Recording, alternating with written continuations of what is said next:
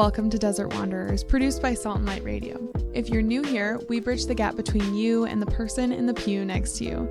I will be interviewing priests, religious, and laity in our local Boise diocese, asking questions that'll help you navigate your vocation and help build community wherever you are with whatever resources you may have. Let's build the city of God together.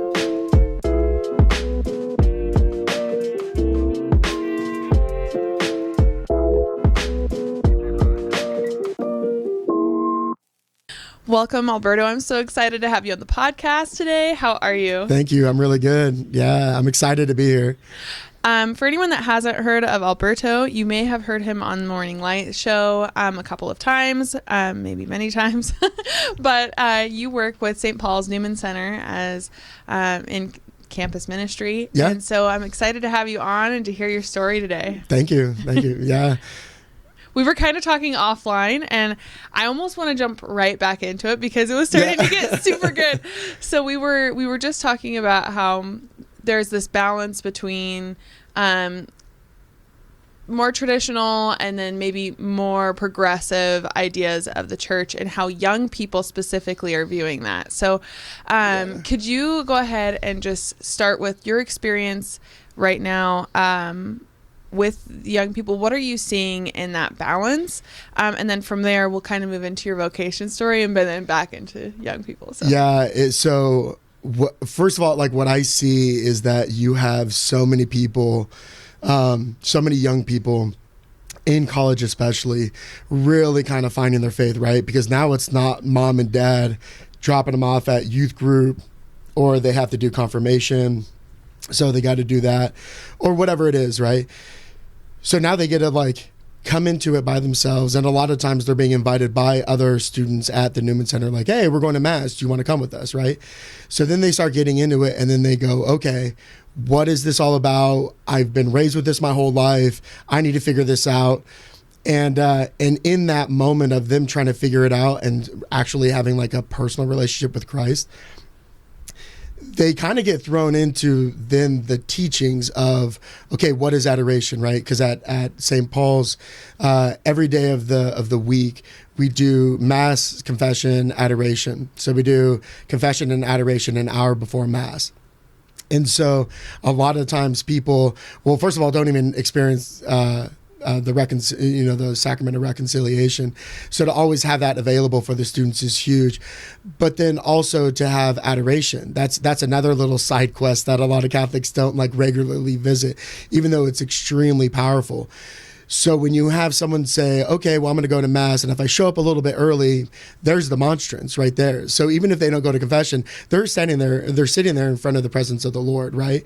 And so it forces them to give him that time to reflect. And I just believe that with what we were saying before, right? How we're living in the golden age of information, of teaching, of the Catholic faith.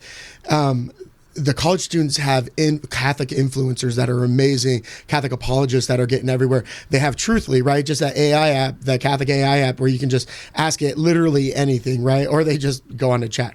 And so they're really getting a great understanding of the faith. And I think because of that, they want to go back to the faith that was handed to us by Jesus Christ.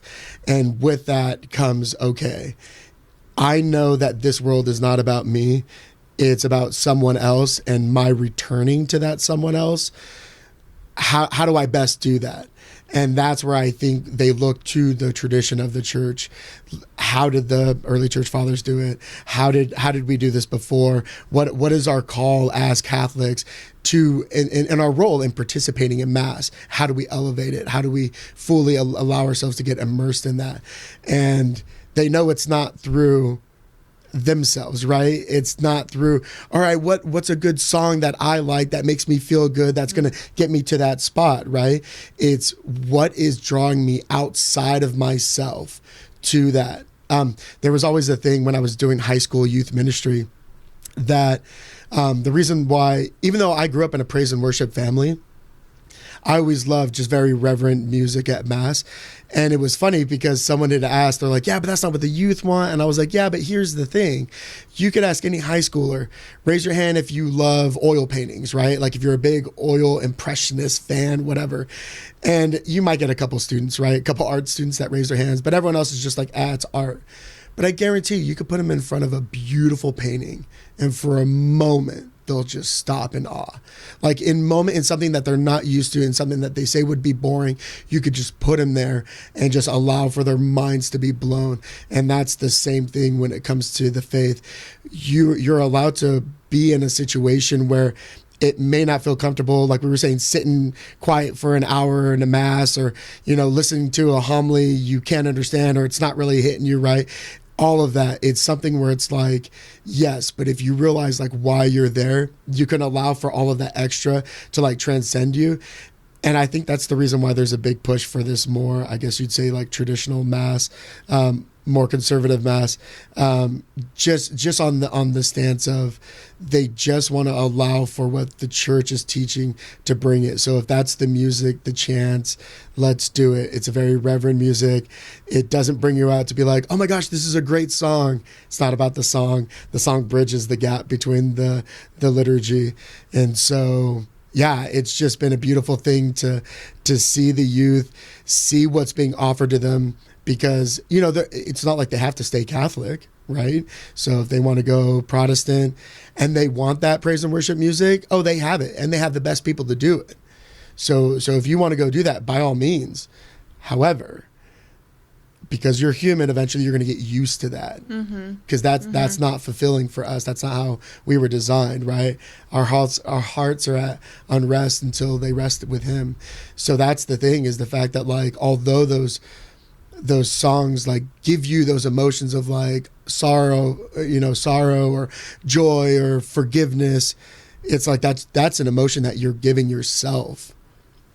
Look for an emotion that something else is like giving you. And I think that's what the college students are getting at Mass, is that they're allowing for the different songs, the different chants of the liturgical season, which we change, right? And so when you get into Lent, and it's very sorrowful, and the songs change, and it's lower, you get that feeling, and you feel it, and based off what Father Dale is preaching on, or we pass out little Lenten books. It's something where it kind of brings you down. It's like, no, I am a sinner. We're paving the way that Christ is about to die for everything we've ever done. And I need to be conscientious of that. I mean, right? That's the very reason why we keep the corpus on the cross. So it really helps you bring yourself into that. If every time you're going to Mass, the music is now following you on this liturgical journey. And that's the way the church was designed. That's the way the church had kind of already set it up. If it's not broke, don't fix it, right? Yeah. Like, it's a very beautiful thing. And so, yeah, so it is kind of hard that if you're following the church liturgically through your spiritual life, and the church that you're attending is also following the church liturgically with the music and everything else, it allows you to fully go into this every time. But if you're having this very deep, low moment, which is good, right? And all of a sudden you go into church and they're just like singing and doing that, you're just like, no, that's not how I feel right now, man. Like, that's not where we're supposed to be at. Like, yes, there's a celebration. Yes, it's joyful, but that's not the liturgical setting right now. And yeah. So what I want to say on that is, in the inverse though, I always feel like after Lent, going into Easter, the Easter season, I always feel like we're not hype enough, if that makes sense. Like, I always feel like the music needs to be more joyful. It needs to be, and because again, with Easter, like, those masses are so beautiful, but I feel like in a way the secular society has infiltrated into the hearts of other Catholics, because it does seem like we don't celebrate Christmas for 8 days anymore. We don't celebrate Easter for 40 days. Yeah. It's like, we do the first Sunday, you might be like better and do the second Sunday for Divine Mercy Sunday, but by the time you get to the Ascension, I mean, I even fall into this. It's like, it's just another mass. Like, you know, it's, and I hate to like say that, but it's kind of true. Like, you're just going to mass and it doesn't feel like as celebratory as it should be for those masses in between Easter and the Ascension, right? And I would agree with you too. Like, sometimes Lent can also feel like another mass, you know? So what do you think parishes could do to help with that feeling? Like, and we're talking about music specifically, but for anyone that hasn't been to the St. Paul's, can you kind of describe what it looks like? Because I think another reason that this is done well at the Newman Center is because you walk in, or the cathedral, or if someone goes to a cathedral, you walk in and you're like, wow, I'm somewhere not now. Like, it doesn't feel necessarily like I'm living in 2025 necessarily. Like, the amount of detail, the amount of effort that has gone in to make the atmosphere what it is does change your perspective, and it doesn't feel normal. Yeah. So I think for anyone that's listening, do you guys have pictures of it on your Instagram? I think you do. Yeah, because we've been doing some renovations literally since like day one of Father Dell getting there. He's been like, nope, take that out. We're changing this. Get some paint on the wall. So we had Cindy Duff, who's done amazing artwork throughout the whole diocese. She is absolutely wonderful and a true godsend. An amazing football or softball coach. I'm on her softball team. The thing is that, right, it is the little things. We should be very intentional with what we're doing insofar as what we're putting on the wall. Because the thing is that if you look at it on the other side, right, if you take a church and you're like, I want to beautify this, I want to add more saints, I want more pictures of Mary, I want all this other stuff, great. You can start adding things. The church is rich in pictures and iconography but the thing is that it's like, cool, now what? Now you just look like a church that's hoarding images. Mm. You know, there has to be a story to that. Why do you have a picture of St. Faustina? Right. Like, why does that make sense that you have that there? Because it was someone's patron saint? Bet. You're never going to go wrong with putting up a picture of a saint, right? Right. But if you can put a story to that, you know what I mean? Like, that's why it's like you look at all the old ancient churches, all the older churches, right? And they have the story of the Bible on the wall. Again, you could put any story of the Bible on the wall, but then it's like, okay, but what story are you telling? Well, tell the creation story. And that's what they do, right? And so that's the biggest thing is that, like, okay, well, let's be intentional about the images that we're putting on so that we could use them to tell a story, a full and complete story, right? So we do have a picture of St. Faustina at St. Paul's. It's in the confessional. Mm-hmm. It's a huge picture in the confessional with a big old quote underneath it, right? And so that's the thing is the fact that, like, we're very intentional of, like, where we're putting the saints, where we're putting the images and the meanings and the reasons why. In fact, one of Father's homilies was pointing out all the pictures and all of the images, and this is why we have that, and this is why we have this, and, well, okay, we know why we have St. Paul's up there, but this is why we have this saint over here.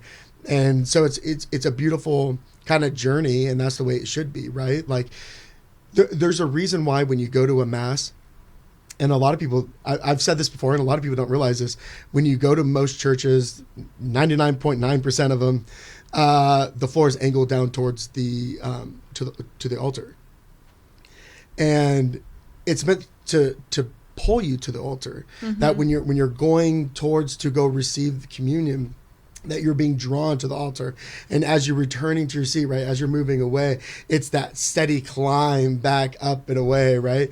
The narthex, even the narthex, which is the first little area that when you first walk into the church, that is actually supposed to be more of like a catacomb kind of feeling.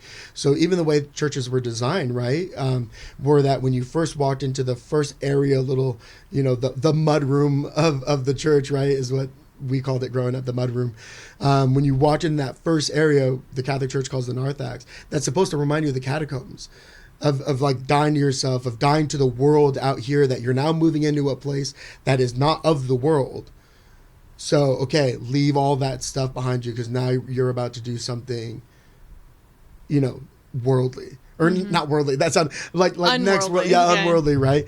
In the celebration of the Mass.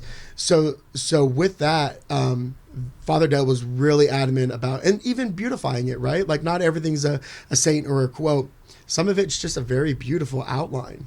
The detailing. Yeah, like I think it's on like every panel, or like if you're looking at a building, every wall, there's like this beautiful like detailing on the walls. And I think this kind of goes into what we were saying about like what youth like. And I can't talk for like students that are, getting into college now, but I think especially starting when I was going to school, there was still a lot of people that liked the Novus Ordo and just like going to Mass regularly, but at those places, but like kind of my age group, there was like, I'm 30, so starting at like, I would say like 33-ish down to like 27-year-olds now. I think there's been a huge shift in those people that may have it may also trickle down as well, but I'm seeing like in that kind of generation, I'm seeing a lot of people that are like, you know what, everything has been so focused on efficiency that to see something that took effort, that's not something that we can just be like, oh, you want something to be beautiful? Like, here, just print off this paper. But the actual detail of like, oh, someone painted this. Like, seeing the human effort and seeing that it's not efficient is actually something that is like relieving in a way. If that makes sense. That makes complete sense, because so we obviously do flyers, tons of flyers at the Student Center. And so we use Canva, and so Canva, and then even on our website Wix, it has like a little AI generator, image generator, right? And so it's super easy that as we're doing something, we just give me a picture of the Sacred Heart of Jesus, right? And our choir director, Thomas Schumacher, he's one of the students. He comes up to me with one of the flyers, and he's like, Uncle Berto, that they call me Uncle Berto. He's like, Uncle Berto, why are you using an AI image generator for the Sacred Heart of Jesus? And the funny thing was that it was just the image, it was kind of just made kind of like 3D-ish, kind of whatever. I actually thought it looked kind of nice, and it was so funny, but like he knew instantly, and he was just like, why are you using AI? He's like, we have so many beautiful images that the church gives us. Why are you not? And I was just like, I'm so bad, right? It's just a quick little, I could just go over here and Google, versus like finding an image, grabbing it over, taking it over, right? And it was such a beautiful thing that Thomas came out and was just like, nah, man, stop that. So we stopped doing that. But so you say that, and it is the little things, right? But again, right, but that's where it's like you have to look at it from their point of view, where literally everything in their life is about faster, easier, all about keeping your bubble to the right temperature with the right amount of positivity in it and stuff. And so that's the thing, right? Like even, and that applies to all of us, right? We have DoorDash. So it's like, okay, we really should be cooking. It's really easy to just swing by, someplace, McDonald's, right? And just pick up something. Well, now you don't even have to go and like do that. You just kind of open up an app and just click a few buttons. And the next, it's right there on your doorstep. And yeah, so it's literally everything, their faith included, is all just kind of pushing towards this easier, faster kind of way. And so that's the thing, right? Is that when even when it comes to your religion and your faith, you're also being given that, where you're just like, oh man, you're Catholic? Oh, don't you guys like, isn't there that Catholic guilt? Isn't there this, whole like, we're all sinners? Nah, man, Christ died for your sins. You're saved. You're baptized, right? Bet. Okay. Just celebrate in the forgiveness of God. Come on. Like, you remember that song, Oceans? Come on, man. Let's from the top, guys. And it's something where it's like, yeah, dude, that's great. Like, first of all, Oceans is a banger song. Like, I love that song. Like there's a lot of good stuff there. However, first of all, we are all sinners. And it's when you acknowledge that you can move on, right? And that's the one big thing on a side quest, that like when it comes to that forgiveness and that guilt, okay, well, first of all, if you have that guilt, you're listening to the wrong shoulder. You know what I mean? And that's the thing, is that like to admit and to know that you're a sinner and doing something wrong, there's not that guilt. It's the move to then go, okay, well, then you got to go to confession. Go to confession. God's given you all of those the means of like, okay, cool, you did this, that's fine. I already died for your sins. You just have to now accept that grace, right? Like you have to accept that because you have free will. You can reject the offering of grace. That's what hell is, right? It's not a place where God puts bad people. It's a place where God puts those people who do not choose him. Because God is all love. Pure love cannot be forced. Mm-hmm. And so there's that idea of that, you know?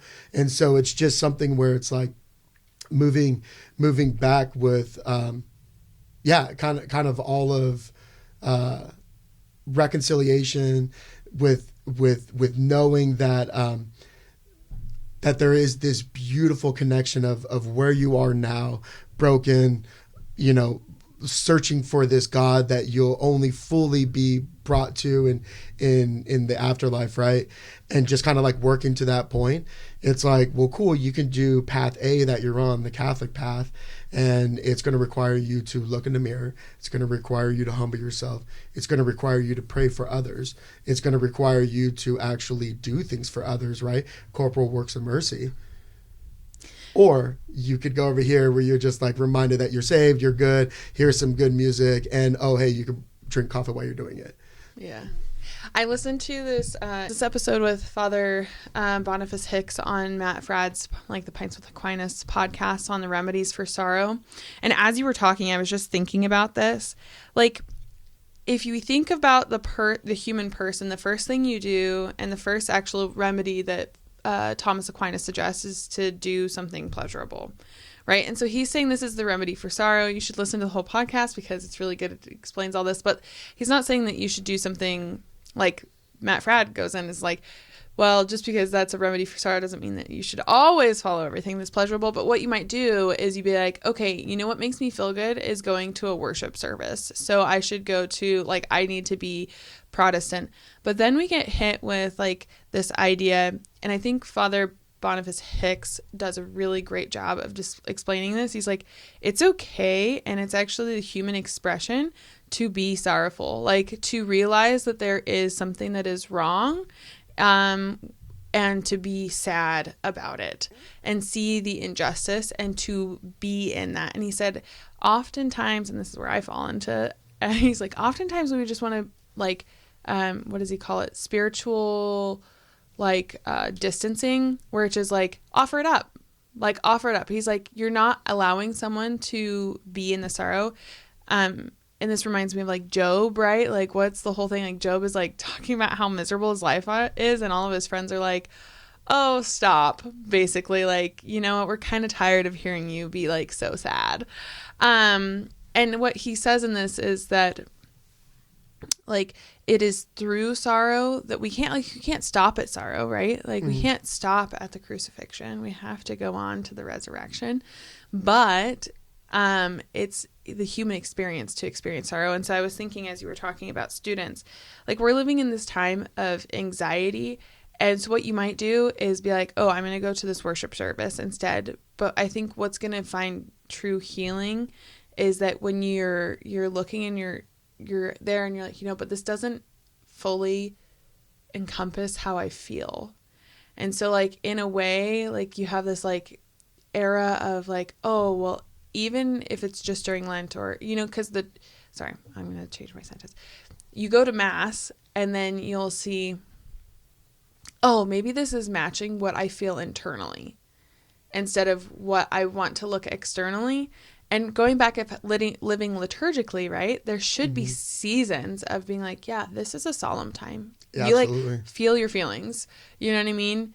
Like, call out and have your internal match the external, like, right? But then there's also times where it's like, okay, we're done. Like, you had your time. Yep. We're done being sad. Amen. Like, it's a time of celebration. Amen. And there's even a time, like, you know, my gosh, I'm such a brain fart here.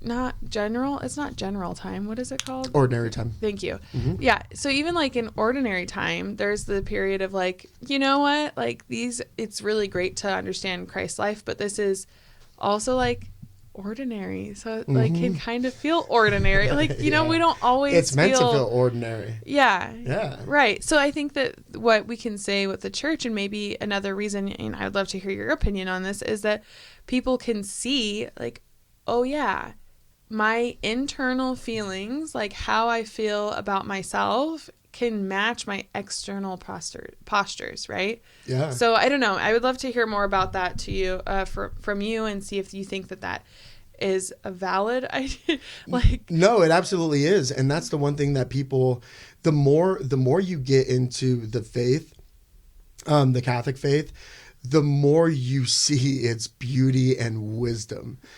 Because that's, you literally just said it, and I don't think a lot of people realize this, right?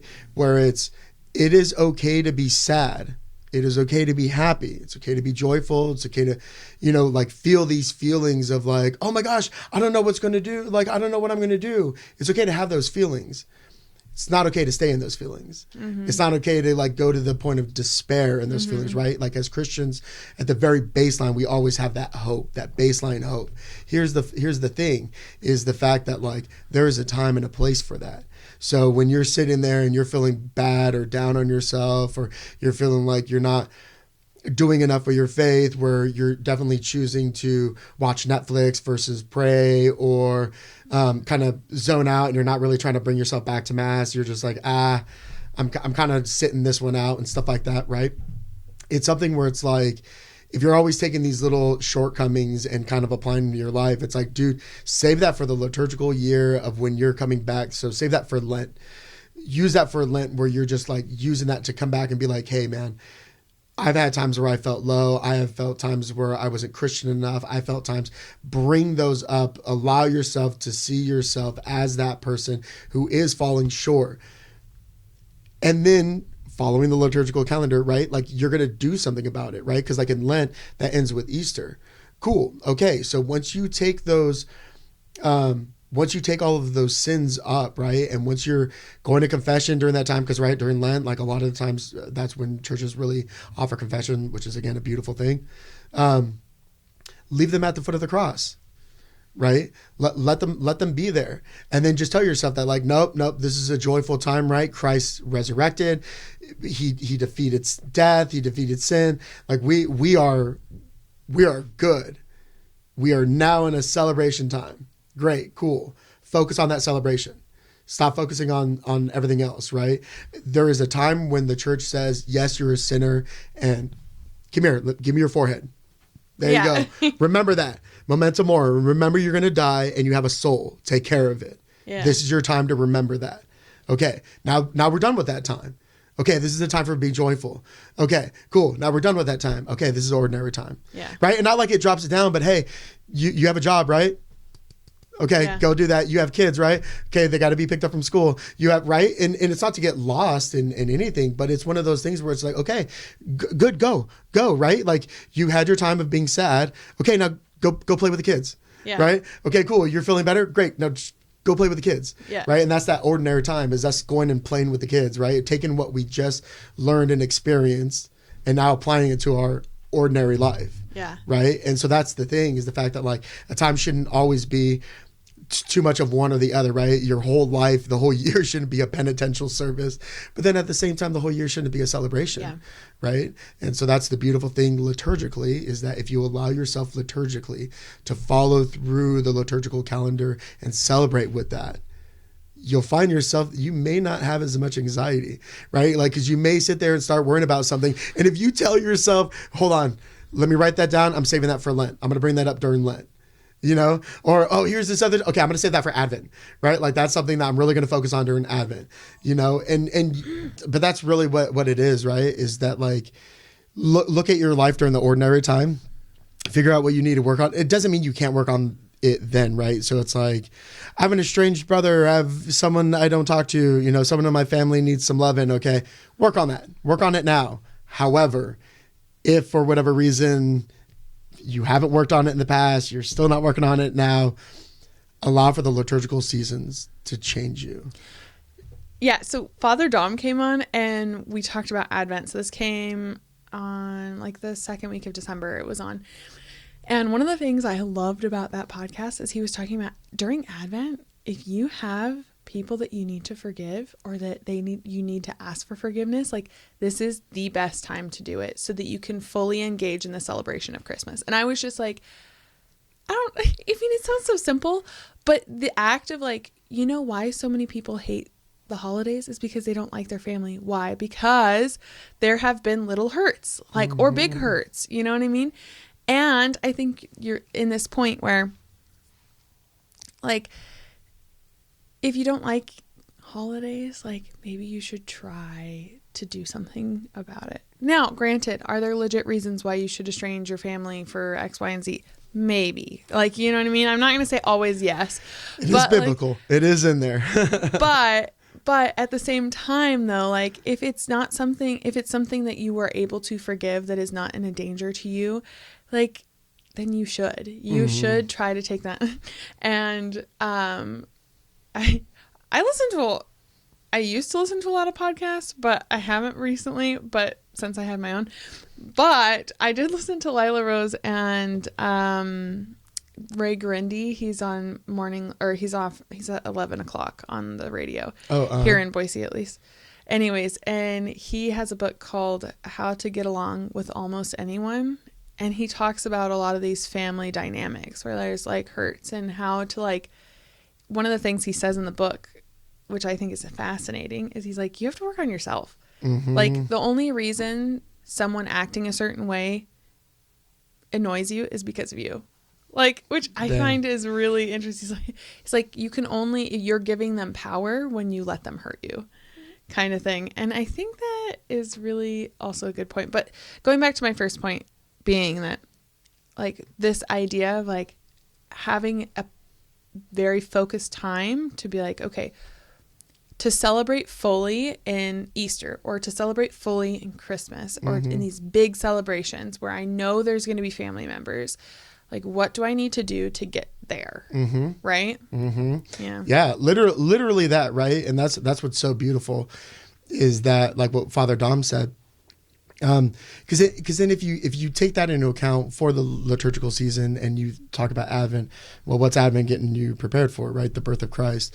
Okay. So if forgiveness is what you're focused on going up to, how much more special, how much more beautiful, how much more, life-giving is Christmas or the holiday is going to be, right? Like Christmas especially.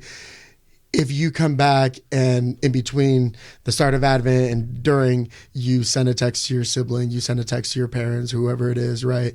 And just like, hey man, I love you. I'm sorry. Things haven't been the best between us, right? It doesn't need to be a full page. It just needs to be that touch, that, hey man, I know that there's something between us and I don't like it. Yeah. If that's the only text you send, you know what I mean? Such an olive branch. But if you start that, and then you come to the birth of Christ and you come to Christmas and you get those like feelings all coming around together, how does that not kind of allow for you to just kind of start that path? I'm not saying that if you do it come this Christmas, all things are going to be solved, right, but it'll get your foot in the door. You know what I mean? And that's really the beauty of all of that, right? Is the fact that, like, the church reminds you and is constantly telling you things. Hey, remember the poor, like, take care of them. Okay, fine. If that's not something during the time, okay, well, we got a time of Lent. Almsgiving is part of Lent, right? So, okay, now go, remember what I've been telling you all year long? Okay, cool. You haven't done it yet? Here's a time where we're going to focus on it, right? Yeah. And then hopefully what you do during that liturgical season, during Lent, it turns into a habit. Yeah. And then during the ordinary time, you're still doing that almsgiving. You're still doing that. Okay, you know what? This Friday, I'm going to abstain from meat. That's something that technically in the past, the church has asked through the whole year that you abstain from meat, right? And then that kind of got only focused on during Lent. But I mean, to bring those practices during the liturgical season of Lent, of going to confession, fasting, doing a holy hour, you move those outside into the ordinary time. That's where crazy things happen, right? During the season, miracles happen. That's when you can allow yourself to go. But it's when you take that out and you apply it to the ordinary time, that's where like the real fullness of what God is trying to give you, that's where that takes place. Because it's really easy to forgive when you get those warm fuzzy feelings and you got the commercials on and the music going, right? But can you say you're sorry when it's just a Wednesday and you had a long day at the office, and you know what I mean? Like, are you going to text your sibling then? And that's the thing, right? Is that if you can sit there and even though you had your bad day and you're just like, you know what? No. I said I was going to text my sister. Here we go. You know what I mean? Yeah. You do that. I mean, that's such a head shift, right? And that's such an intentional act that you're doing of being like, I know I'm suffering from this, but I want this end goal and I'm willing to die to myself, right? Die to that daily workload where I would rather Netflix and chill than to do this text to that family member. But instead, I'm putting aside myself where I could be relaxing and I'm going to do something that is going to be a little bit uncomfortable, but I want that end product. That end product is for us to kind of like be back to the way we were or to get to a place we've never been to. Yeah. I love that last part that you say, like get to a place that we've never been to. And I'm really blessed that I have had such good relationships with my family, but I have seen so much. I mean, and I don't think more so in the Catholic community, but with a lot of coworkers I used to have, they used to hate the holidays. Yeah. But what I would say is like, there is a better, you know what I mean? Sometimes even with family members that I know, like extended family members, they talk about, or they experience things and they've never known what it's like to have a good relationship with their parents. They've never known what it could be to have a good relationship where someone is like kind of affirming you and seeing you for who you are, like this vulnerability, this like Father John, again in that episode, if you haven't watched it, even though it's like out of Lent or out of Advent, you should go check out the Advent episode I did with Father John. But he talks about like this is attentiveness, right? Like being attentive to the needs of others before they even ask, right? And he's saying it's this idea of like emptying ourselves so that we can dive deeper into like what Christ is calling us into, but being the hands and feet of Christ, in that like we should, at one point he's like, we should just smile at people more. Like, yeah, amen. Oh, for sure. 100%. So like, I guess with all of that being said, like it's this vulnerability, this attentiveness, like if we could start cultivating that in ourselves, I think we would have a society that would be unrecognizable, honestly. So, yeah. That's all. Hey, really quick, I just wanted to say that 71% of you that listen to our content regularly have yet to subscribe to our channel. If you're enjoying this piece of content, go ahead and click right now. It's a free and easy way for us to continue to bring the guests you want to hear and the conversations that you want to have. That being said, it's also a good way to help engage with us and have feedback so we know what type of content you want to hear and making sure that every episode is worth your time. Thank you so much if you have already subscribed, and if you haven't, go ahead and click the button down below. So when it comes to students, what has been their experience? Like, how have you seen the shift in age? Like, has there been a generational shift when you see people? And then specifically, what has the Newman Center, why is that different for them than what they've seen at their home parishes potentially? Yeah, this is kind of funny. You talked about how we were talking before we started rolling and stuff, and this is kind of one of the things that we brought up, right? Is the fact that like with what they're experiencing now and what they're being given, me growing up, right? So I'm 43. When I grew up, when I was in high school and then moving into college, there was not this level of information involvement, right? Like we didn't have Father Mike Schmitz. We didn't have Bible in a year, catechism in a year, all these great influencers that we have now that are just amazing. Like we didn't have that. It was, you would ask your parents, and if they didn't know, they would give you an answer, whether it be true or not. There'd be this old couple at your church that you'd be like, hey, Mr. Patterson, do you know why the church does this? And you'd be like, yes, because in 19, right? And that was your Google, that was your AI chat, right? And now like all of that information is like being given to them now. It's right. It's like easily accessible. So now it's like they're able to like look, read, find out why we do what we do, and then take that teaching and be like, oh my gosh, this is beautiful, and then hand it over. So when it comes to stuff like novenas, right? Like growing up, I didn't know what a novena was. That word did not exist to me. And my mom taught CCD. My dad did youth group. I went to Catholic high school and like 6th and 7th grade year, or 7th and 8th grade year. Never once heard it. Right.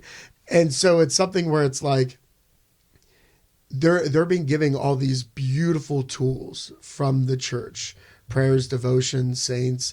And the cool thing is that it's like, everyone's being able to like use these tools and access these tools. I mean, even when you used to talk about growing up, we used to talk about saints all the time. Oh, you should pray to saint, whatever. You should ask for the intercession, blah, blah, blah.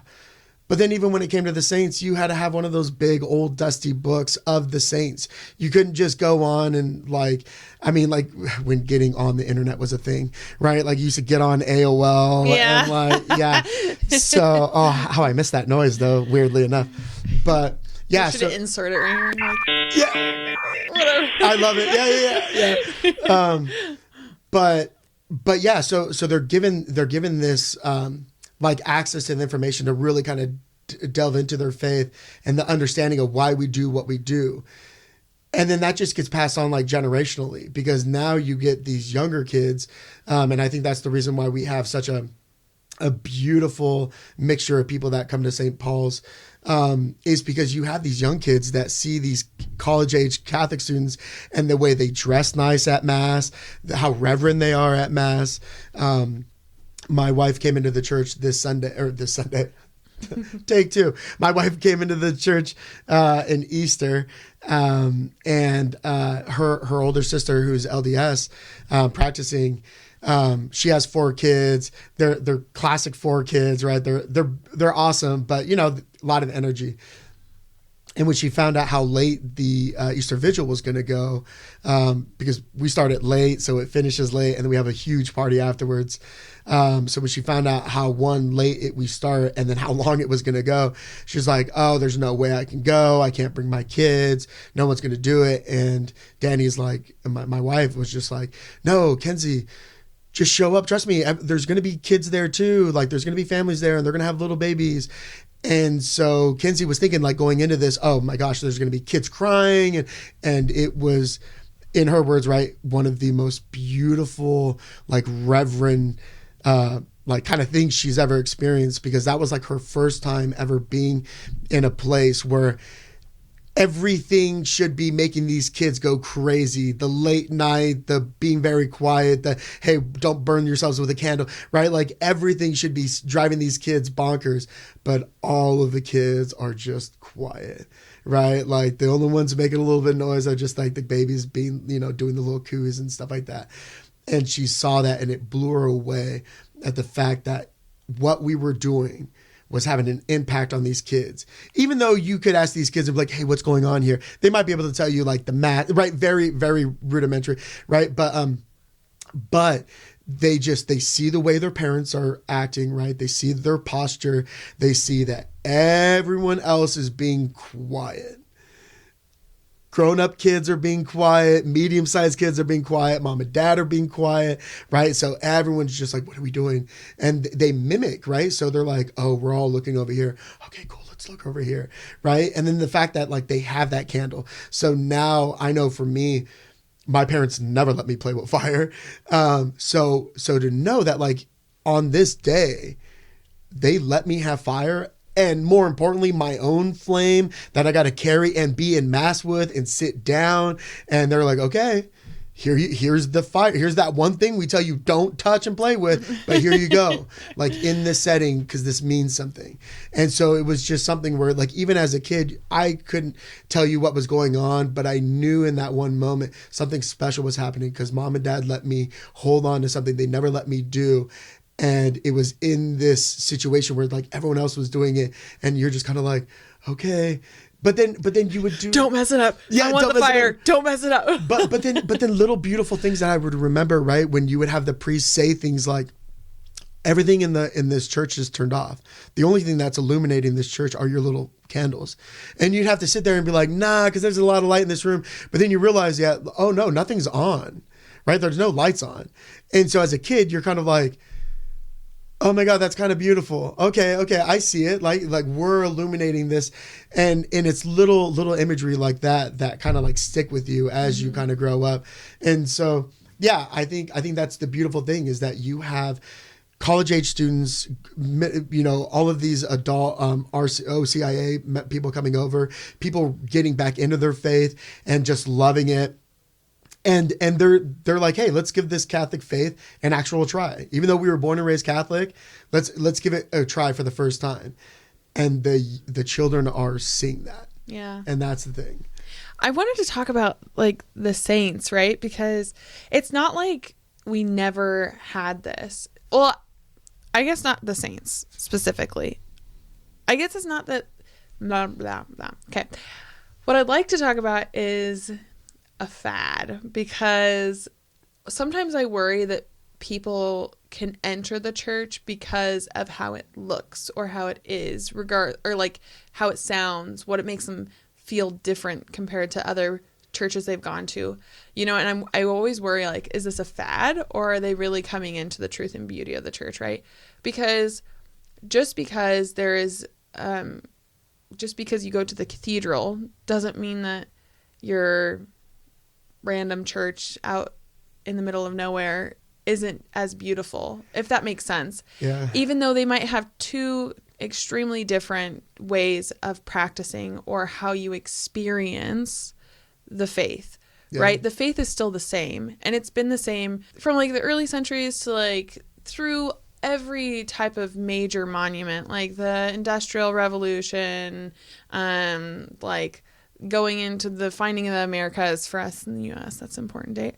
But like all through all this, the church hasn't changed. I mean, it may have changed little, but the actual foundations of the faith haven't changed. The dogmas of the church haven't been changed. So I guess in my idea is like, just because it looks different and we're going back to something that feels not normal, right? Like when you go into a parish and people are kneeling, that's not something we do like in our daily lives. When do you kneel? Like, yeah. Do you know what I mean? Like, never. If you're Catholic, you never kneel. Yeah. I mean, like, maybe at a football game if someone gets hurt, right? Yeah.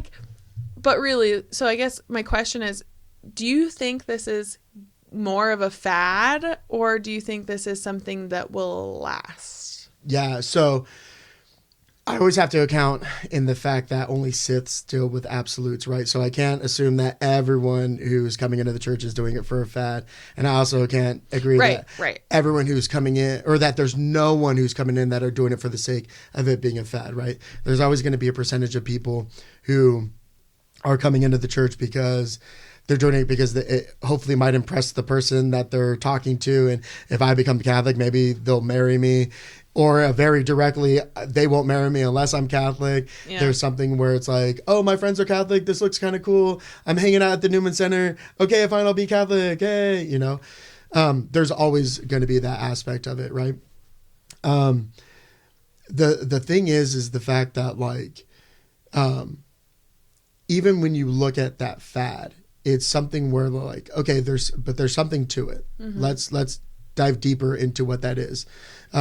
Because it goes adversely with like Protestant churches, where I remember reading this article where it was talking about all of these, the amount of people that like come to these Protestant churches that come into them. And the author was saying that, like, yeah, even though the numbers are crazy high, what number never gets shared are how many people that leave those Protestant churches. And they're about the same. And so that's the thing, is the fact that, like, people look at it and they go, oh yeah, but this church, because they have the praise and worship and they have like a pastor who gives really good, talks and, all this other stuff. That's the reason why they're bringing in all these thousands of members. And they're like, yeah, but then after a while, they've heard every song in the playlist. They've had those feelings. They hear the pastor talking, and now they kind of hear him when he does his "I'm sad" voice, and when he starts to do the and we really need to pray voice, and then you start to see, like, oh my gosh, this is a TED Talk. Yeah. Okay, yeah, cool. Yeah. Well, now this is coming to an end. Now what else am I going to look for? So then they look for a different church, right? Because the original part of them coming in was because, like, oh, I have that feeling and stuff like that, Yeah, it's right? like spiritual hopping almost. Yeah, 100%. Yeah. Which Catholics do. Oh, for sure. I'm not going to say we don't. There's a lot of Catholics that are like, I don't like this parish, I'm going to go to a different one. We do, but that kind of goes back to what you were talking about insofar as, like, where you're going, and the difference between, like, let's say going to the cathedral and going to a parish that's very small, very simplistic, doesn't have the stained glass or whatever. And this kind of actually goes back to even how people prefer the masses celebrated, rather, if you just want to use the words more traditional versus newer, however you want to say it. The one thing that I get very, like, defensive about when those topics get brought up is the fact that, like, regardless of the mass, the sacrifice of the altar is the same. Yeah. Be careful about how you talk about it. Yeah. I've said this 1,000 times. People are probably sick of it, but I definitely, like, when I had, like, a reversion kind of experience. I never left the church, but there was definitely a time when I learned about the traditional Latin Mass, and I was, like, head over heels, like, full in, like, I was TLM. And I just remember being like, at one point I had to realize I'm judging people because they're not receiving on the tongue, or I'm judging people because they're not kneeling before. And I'm like, I have no idea what the internal, like, movings of their heart is. Yeah. Like, how could I ever judge them for that? Right. But I also get the fact that when you learn about why people, it feels more real. Like, why people kneel. Well, yeah, if you're really standing in front of our Lord and King, like, don't you think he deserves some respect? Granted, you can still stand and have reverence. Mm-hmm. Like, you can have this internal, like, posture that only Christ can see, right? So I don't want to judge anyone, but I definitely feel like I went through that for myself. Yeah, it's so funny. So I was in seminary for a little bit, and on one of the summers, I wasn't given, like, anything to do. I was just, kind of given my summers off.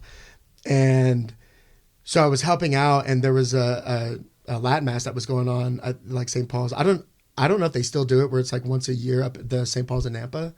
Or once a month they used to do. I don't know if they still do. I think they still do. Okay. So it was like on that month, or on that weekend that I was back, or whenever it was, they were having the Mass.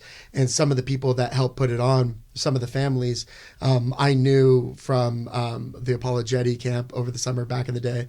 And so anyways, they're like, hey, we're having a Latin Mass. Do you want to come up? And this was my first one going to. Mm-hmm. And so, right, like, so I'm in seminary, I'm having this beautiful experience, and I'm just like, I absolutely want to go to Latin Mass. Like, I'm here for it. I go to Latin Mass, sitting by myself. They gave me a little pamphlet to kind of walk me through it. I am so lost. Do not have a good experience with it. I have no idea what's going on. So then I'm like, well, I definitely need to do a Latin Mass with someone that knows what's going on so they can kind of help me out. The funny thing is that, like, I was expecting to have this, like, this beautiful experience of like, this is the way Mass should be. It's so funny. I'm such a Novus Ordo person. Yeah. It's funny because of this, right? Like, I am, and this was a lot of big things that came up in seminary, because there were a lot of seminarians that were like, Latin Mass, this Mass, right? But what I would always say is the fact that, like, you love the Latin Mass because you know what's happening in the Latin Mass. You know what's being said in the Mass. Or I should just say the Mass, right? Not Latin, but just the Mass in general. The reasons why you know what's being said in the Mass is because it's being said in English. Mm-hmm. The reasons why it's being said in English is because that's the Novus Ordo, right? So they're asked to use the common vernacular. So just know that all of those responses that you're saying and what the priest is saying and where we're at in the Mass, all of that's because it's in English, and all of that is now once you learn what's in English and the Mass parts and stuff, then when you're saying the Latin responses, you know what's being said, and you can profess that even if you're using another language that you can't like direct, like you're not fluent in. Yeah, right? We don't speak Latin, right? But it is that thing where you're saying, where you're like, okay, but just know that like this thing that you're trying to push back away from is what gave you that love of the Mass in the first place. Right. And I think if you talk to older people, I'm only speaking from one of my grandparents, but she was like, I remember when it was Latin Mass, Natalie, it was not a good time. Like we had no idea what was going on. Yeah. No one knew, blah, blah, blah, blah, blah. Right. And she's like, I hated it. I did not like the Latin Mass. But it goes back to this point that you're saying is like, but you didn't know. And so then again, we have to appreciate Vatican II and that we were able to understand. And I think really, honestly, this boom is of like Catholics coming in, this wealth of information really only stems from the fact that at one point Catholics were doing it basically just for tradition. And I'm not going to say everyone was, but I think you had to put a lot of effort to understand like every single part of the Mass. Yeah. And then it went into this like fuzzy period where everyone was like, let's have clown masses. Like, yeah. You know what I mean? And then the pushback from that. And then it was like kind of beige for a while. I love when Bishop Barron says I was like beige for a while. And now it's like, okay, we kind of had this like crazy period, but if we didn't have the crazy period, then I don't know if we would really get back to this point of being like, yeah, I think it should be more reverent. Amen. Right? Yeah. And that's the beauty of all of this, right? Like the church has its seasons, the ups and downs.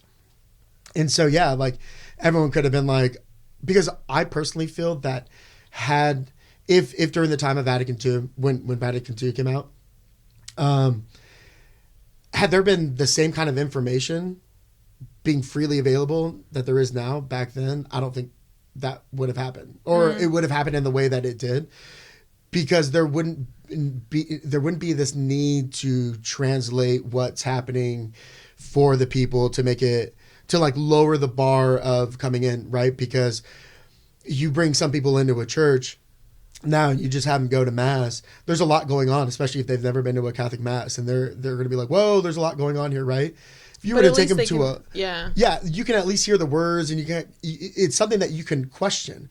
Why do you guys say this, right? But you take them to a Latin Mass, they're going to be even more like, what is going on here, right? Yeah, I think they'll probably, especially today, I think people would be like, this is a cult. No one actually, like, what language is this? Yeah, like, it's like a foreign, like, secret language, like, you know what I mean? At least with the Novus Ordo Mass, you can come in and be like, okay, well, I do recognize that is a biblical verse, but like, you know what I mean? It's just when you speak the language, it's easier to understand. Yeah, 100%. So I don't know. I think it's beautiful. I do think, because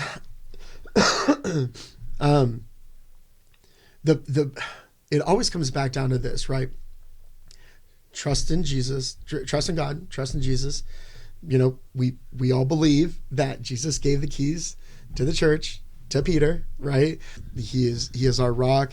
We believe that the gates of hell will never prevail, right? Like, it's something that you trust in the magisterium of the church, right? So if this is the direction that the church is having us go, right, with Vatican II, and here, okay, bet this is right. We are the bride of Christ.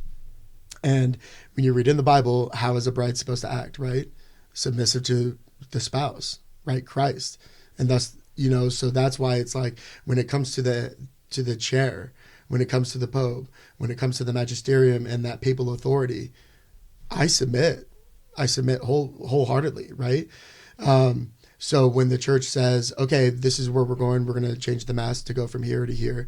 Well, at no point did they say the Latin mass was invalid or you couldn't do it, right? Right. They were just saying, hey, we're going to do this. So then that way we can get our church out to more people, because this is clearly where people are at, right? Like they clearly don't want this Latin mass that they're not being taught about, learned about, participating in, understand. So what if we were to help them better understand what's going on in the mass? Okay, well, how do we do that? Okay, well, first they got to understand what's being said. Okay, well, no one's learning Latin anymore. Yeah. Okay, so common vernacular. So wherever it's at. Well, okay, now that you're doing the common vernacular, now comes translations. Okay, so now we got to figure that out. Okay, so what does the mass look like? Is it still the same mass, ad orientem, but now it's just in English? Okay, well, let's change the posture and let's change the mass roll. So what the, altar servers used to say, now the whole congregation says. So it's this beautiful, just kind of like, okay, well, let's reimagine this, right? Okay, cool. The problem was a priest told me this. I don't want to name him in case it's not whatever, but a good friend of mine, a priest who's a good friend of mine, told me that the problem with Vatican II wasn't Vatican II. It was the priests that already had a problem with the church. Yeah. And they just used Vatican II to fit their own needs. And that's where those clown masses come from, right? Like that's where all of these crazy, you see them all over the internet, where you just see things happening at mass and you're just like, what's going on there? And that's really what it is.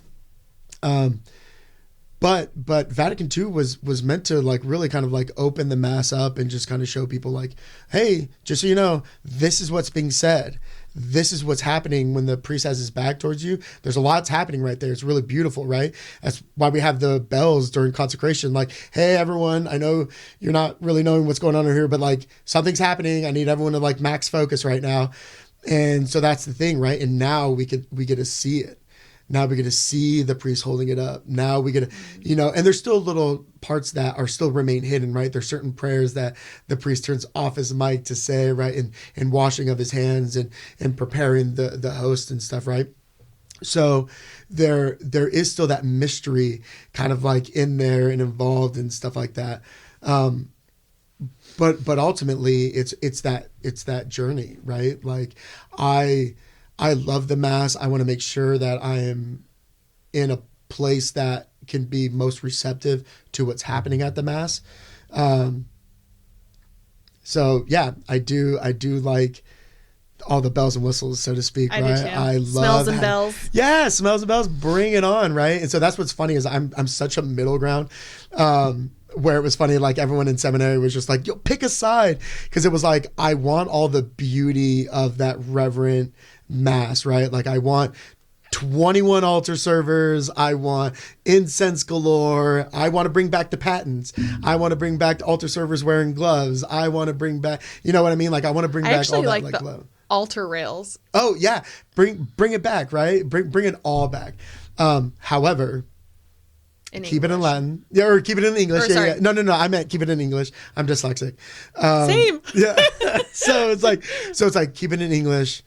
Let me see the priest. Let's go.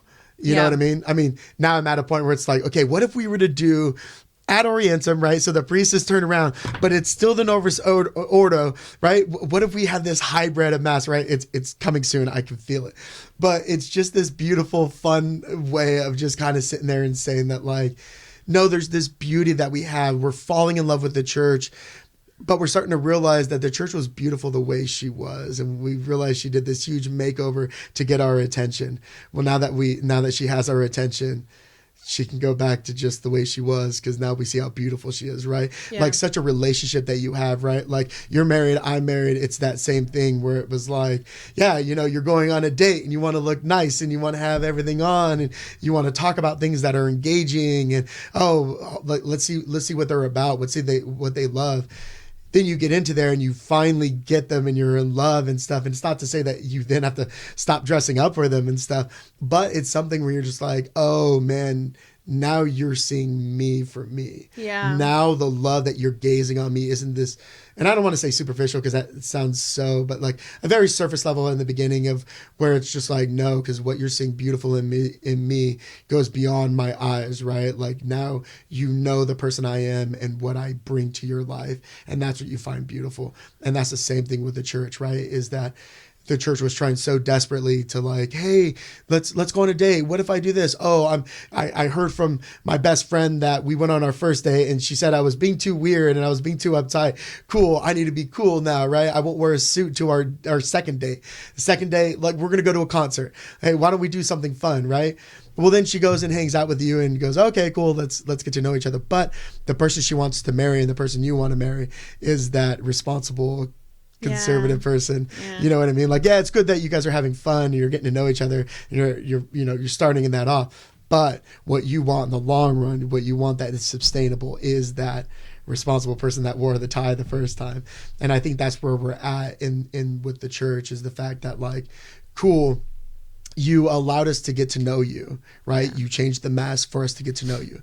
Great. Now we know you, but in knowing you, we see how beautiful you are. Yeah. So stop with all this stuff and just let's go back to like who you are. And who you are isn't about how this mass is being celebrated. It's the celebration of the mass. What are we bringing into the churches that is adding to the celebration of the mass versus, well, but this is what the kids want to hear. Yeah. Like, enough of that. I mean, that was the one thing at the cathedral. I was there for a year doing, I was the director of youth and young adult ministry over there. The kids' music over there. Yeah. Yeah, so 5 p.m. mass, right? We had the same. We'd print out sheet music and everything, and no hate. No. Because the thing was is that it's like the music is fine. The music is great. I love it. It was still reverent. It still fit in the guidelines of what the church says we could have. Like 100%. Yeah, but the thing was is that at the time, Dr. Ray Morvant, who was in charge of the choir, I'm sorry, the music ministry, not the choir, everything. I asked him and I was like, hey, would you mind if on this one Sunday you did the music for us and do it like how the 10 a.m. music was? 10 a.m. mass was typically seen as like very beautiful, like traditional music. I did love when I went to when he would play and the choir would sing at Oh, the 10 yeah. a.m. It was really beautiful. Yeah, so I tell him that, and right away he's just like, oh, you might get a lot of kickback. And I was like, I don't care. We're not switching over to that completely.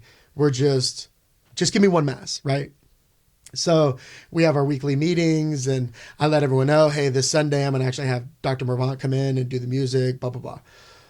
Everyone's just like, dude, people are going to freak out. So anyways, we go have mass.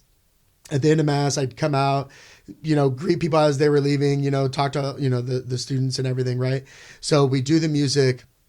First of all, we don't have the printed youth song sheets that we would do every Sunday, right? So already people were kind of like, hey, where's the song sheets? And we're like, oh, we're just going to use the hymnals. Like, we're good.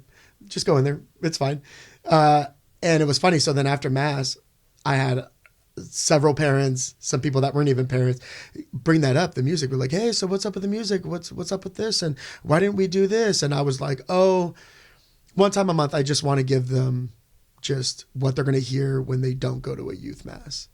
I just want to give them.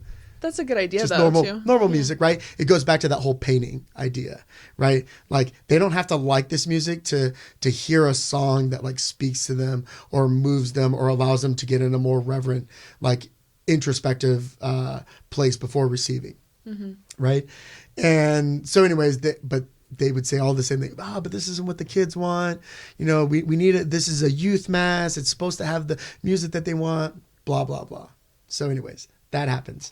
Next week, have our staff meeting. We come in, and so when it's my turn, immediately they're just like, "Hey, so how did Sunday go with the music?" And I was like, "Oh, it went really great. It was very beautiful." And so they're like, well, did anyone complain? I was like, oh yeah, I had quite a few people bring it up. And they're like, well, I guess that's going to be the last time you do that. And I was like, oh no, we're doing it next month. And they're like, wait, why? They're like, all these people complain. I was like, yeah, but all the people who complained were adults. I didn't have one student complain to me. It was just adults going there complaining about the music, because that's the reason why they go to the youth mass. It's not about the music for the youth. It's about the music for them. Because when they used to go to mass, it was oppressive. When they used to go to the mass, it was boring. When they used to go to mass, it was A, B, and C, and music was the blame. And now we have praise and worship music, and that's what I want. And that's why I go to a youth mass. It was about them. It wasn't about the youth. And that was the thing. That's why I was just like, nope. Because that's the problem, is that you have people who, and I say this all the time, hurt people. Yeah. And it's not even always in an aggressive way, but it's in one of those times where it's just like, because they had a bad experience with a choir director, with some kind of music, that then they start saying, well, this is what the youth want. First of all, have you ever volunteered with the youth? No. So how do you know what they want? Yeah. The lack of variety, too. I remember our parish, we sang like the same 5 songs all year round.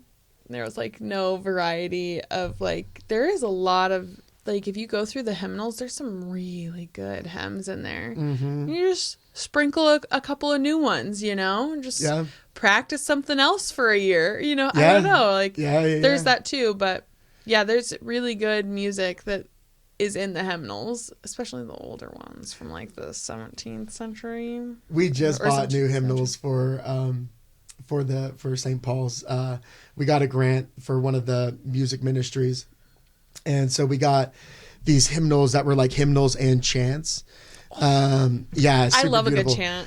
It was funny. I was talking again to our music director, Thomas Schumacher, one of our students, and I was like, hey, what are you doing this weekend? This was a while back. And he's like, oh, I'm going to this one meeting with all of the music directors, and we're going to kind of talk about things. And I was like, oh, okay, great. He goes and does that. A week later, I'm like, hey, how'd it go?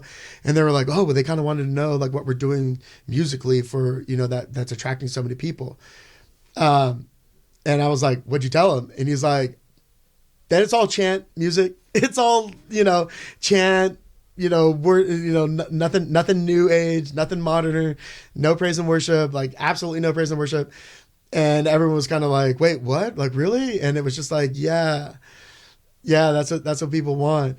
And it's funny because even with my wife, she's only ever known St. Paul's. And so I've been telling her like, hey, just know that like not all churches do mass like this. Like Marydale is very like, hey, this is how we have mass. We're not changing anything. This is how we do mass every Sunday, so you know what you're getting into. And so when we've gone to other masses and there has been like a guitar there or something, she's like, she just immediately has this like visceral reaction, and it's so funny. And so yeah, like I get it. It's like you get to see those two kind of things where like in the parish life, you have people that are trying to make the youth ministry something that they think the kids want. And then you have a student center that is what it is because that's what the college students want. Yeah. And that's the thing, is that I've had so many people, the amount of emails that I get about people being like, hey, visited your mass, not students, just people who have like come to mass and like, hey, really love your mass. Is there any way you cannot do incense? And I was like, no. I was like, sorry, this is student center. All the students want incense. That's literally, they ask us, like even during daily mass, we don't do incense, only on like special times. And they've even asked like, Father, why don't you do mass, like incense during the daily mass? And he's like, I can't do it every time. All right. Like I just have to, we'll save it for Sundays and special times. But it's something where I just go right back and it's like, hey, this is a student center. This is what they want. The moment we don't have incense and they say, why don't we have incense? And I go, oh, well, because some person who isn't a student here doesn't want it. Why did we just have that song in mass? Oh, well, because some person who isn't a student really likes this song and wanted it sung. You know what I mean? And that's the thing, is the fact that like the people who complain are the people that are not the ones attending the mass, right? That are not the ones the mass is attended for. The people that are attending the mass that it is for only complain and gripe when we do something other than what we have.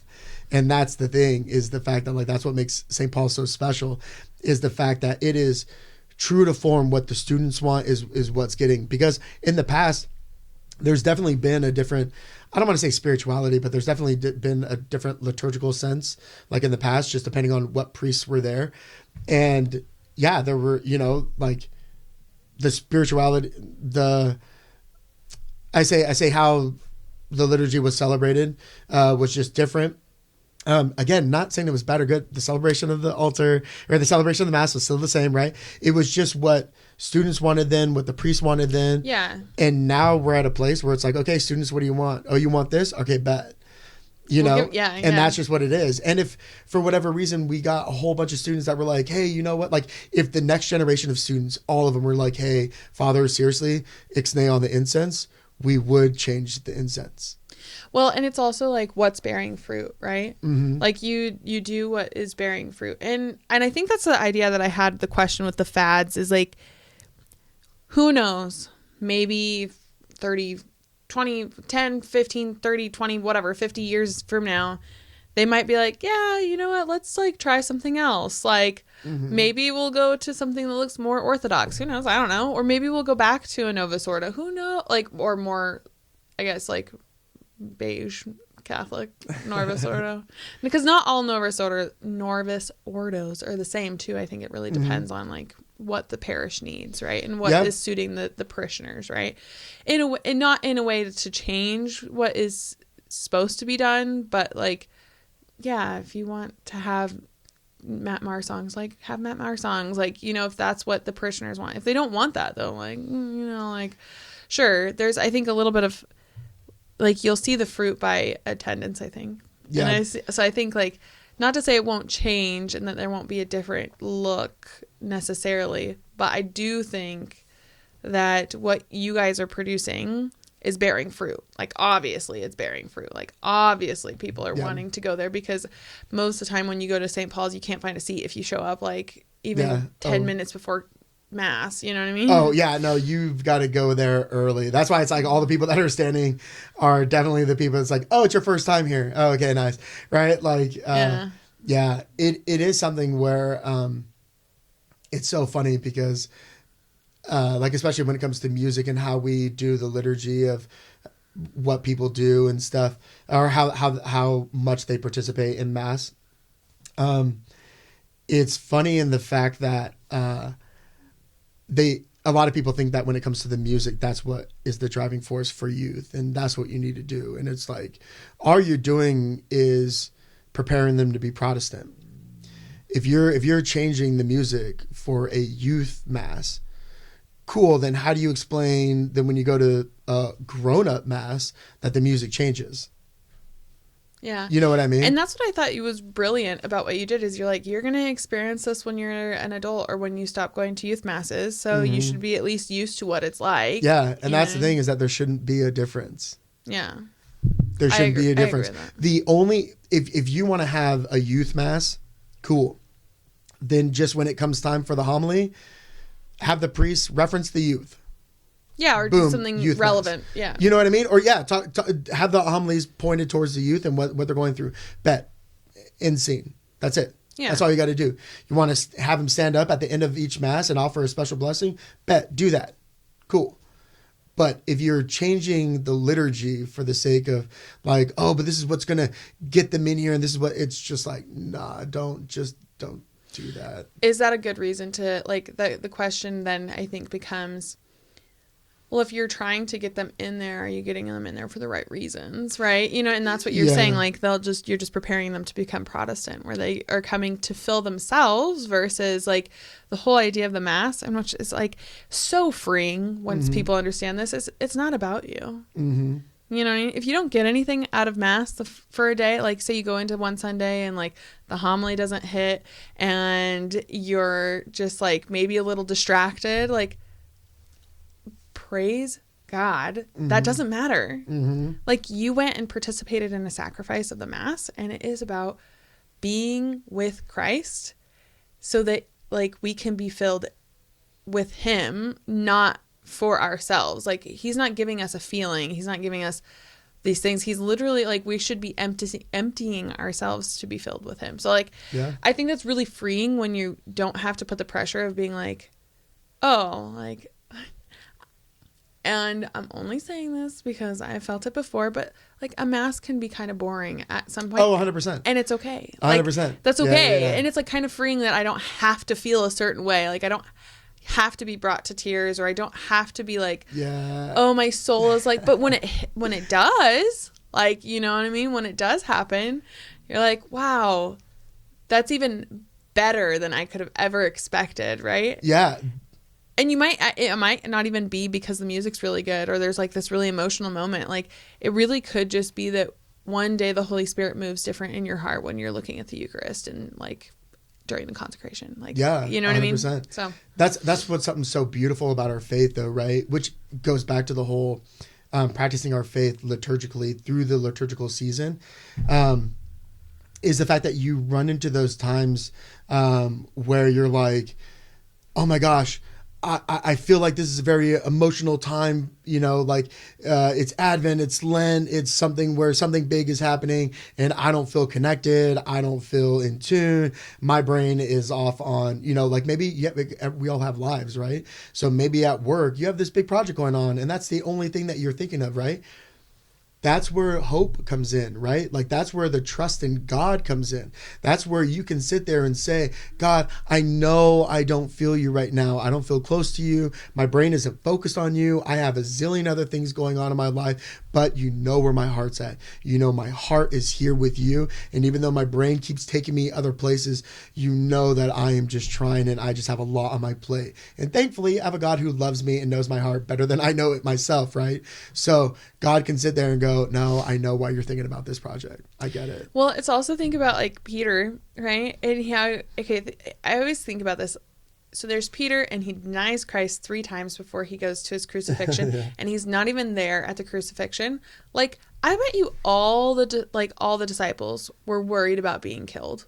Like that's a very visceral feeling, you know, that's a visceral threat that you can tangibly feel, like physically, you know, if you're really scared for your life. Yeah. And I can't like stop to think like how distracted they must have been from what Christ was going through, because they're like looking over their shoulder, like, what if I'm next? Like, what if they're trying to pin me with him, you know?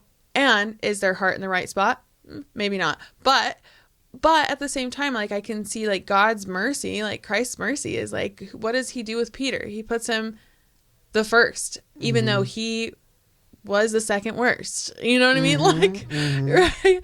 I've heard other priests say that Peter and Judas actually had the same sin.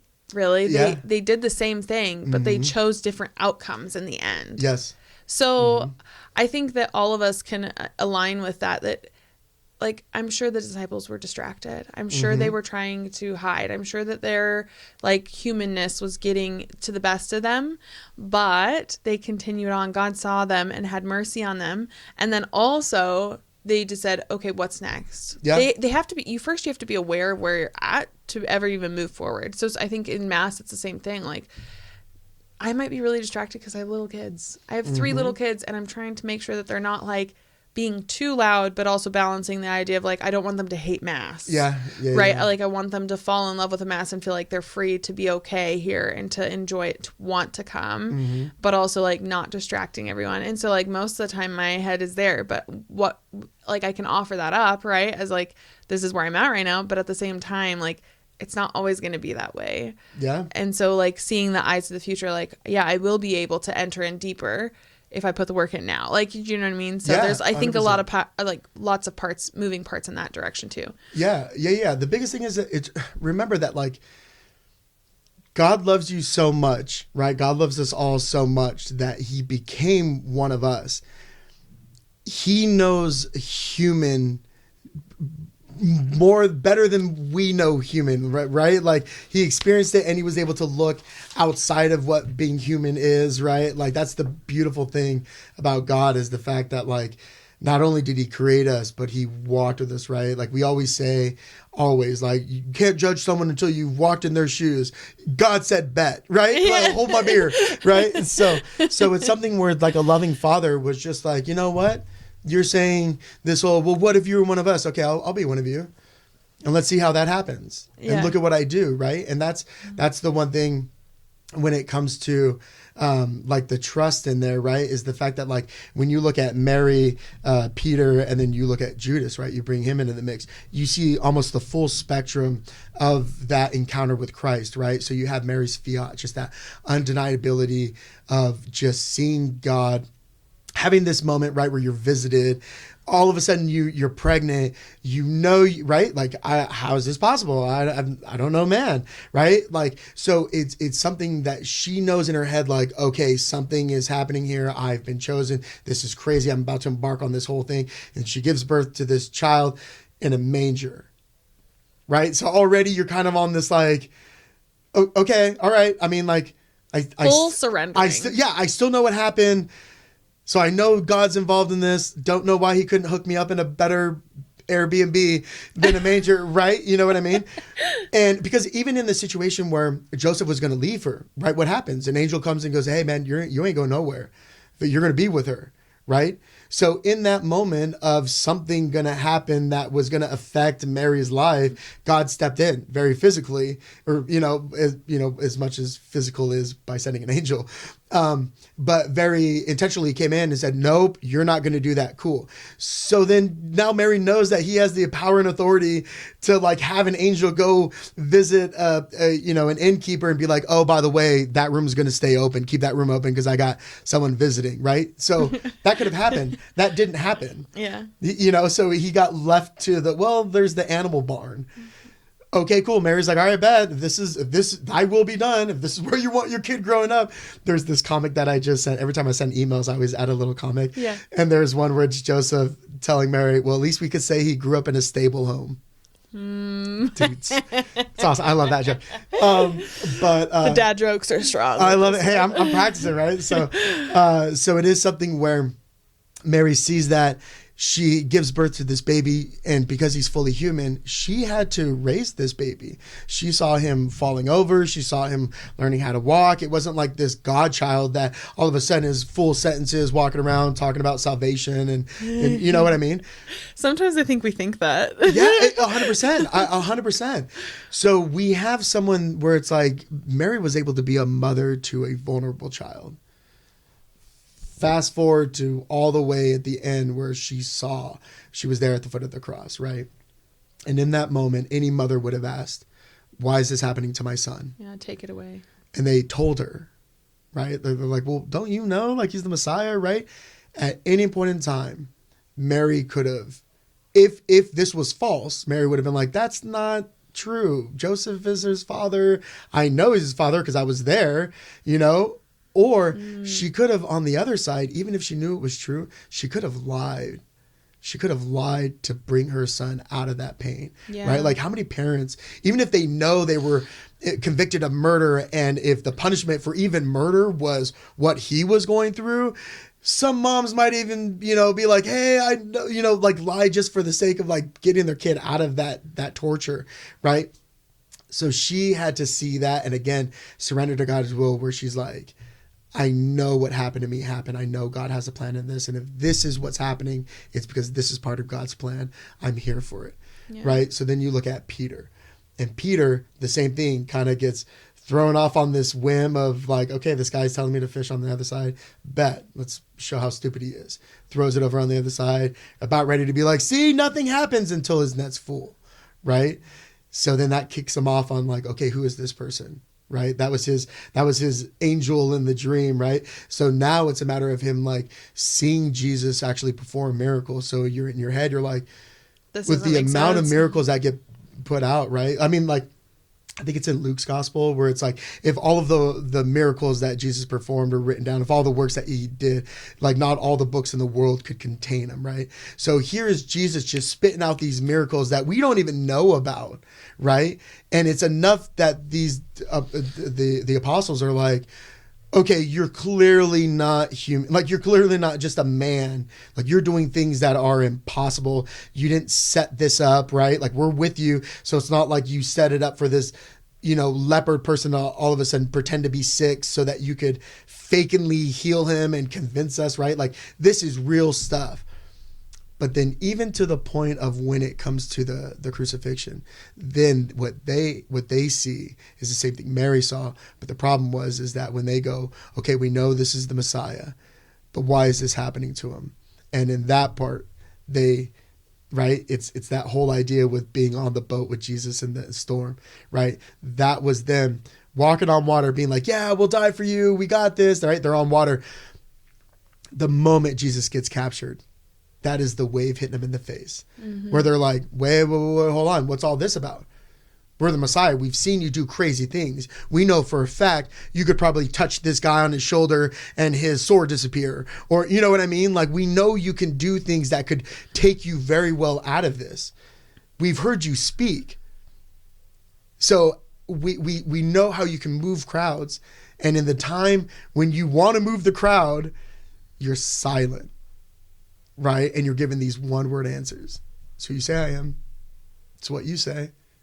You know, you're like, Jesus, if nothing else, defend yourself, right? And so in that moment, they get crashed by the wave, and then they start going like, well, what's going on? If he's the Messiah, why is this happening to him, right? And I don't want to go against Catholic teaching, and I'm not saying that they all like denied who he was and stuff, but in that moment they got shook, right? In that moment they had that wave hit them and they started to sink. And it was in that resurrection, seeing him alive, was Jesus grabbing them by the hands and pulling him out and being like, I am who I said I was, who I am, right? Yeah. And that was just that waking up being like, oh. I don't know if you've watched the last season of The Chosen that was out. Not the very last one. My wife and I are like, we got into it. And then, we haven't finished it because we know it's like coming to an end and we kind of don't want it to end. Yeah, I know, right? But I agree with that. The feeling of when that season was over. That was probably the best season they put out. But I think the reason that it was so good is because for the first time, I was able to see like what the disciples were thinking.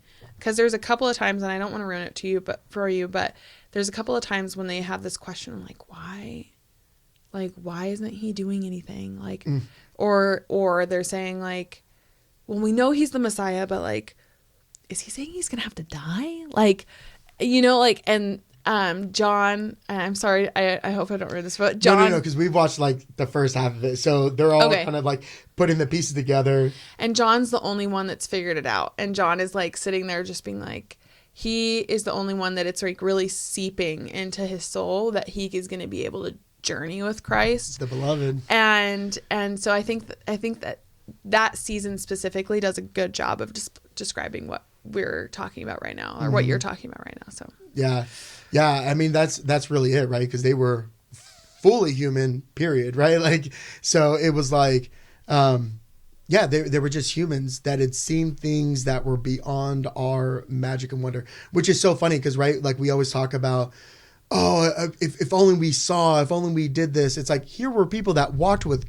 Jesus, who stayed with him, who journeyed with him, who didn't leave his side, who saw him do miracles that like shook the world.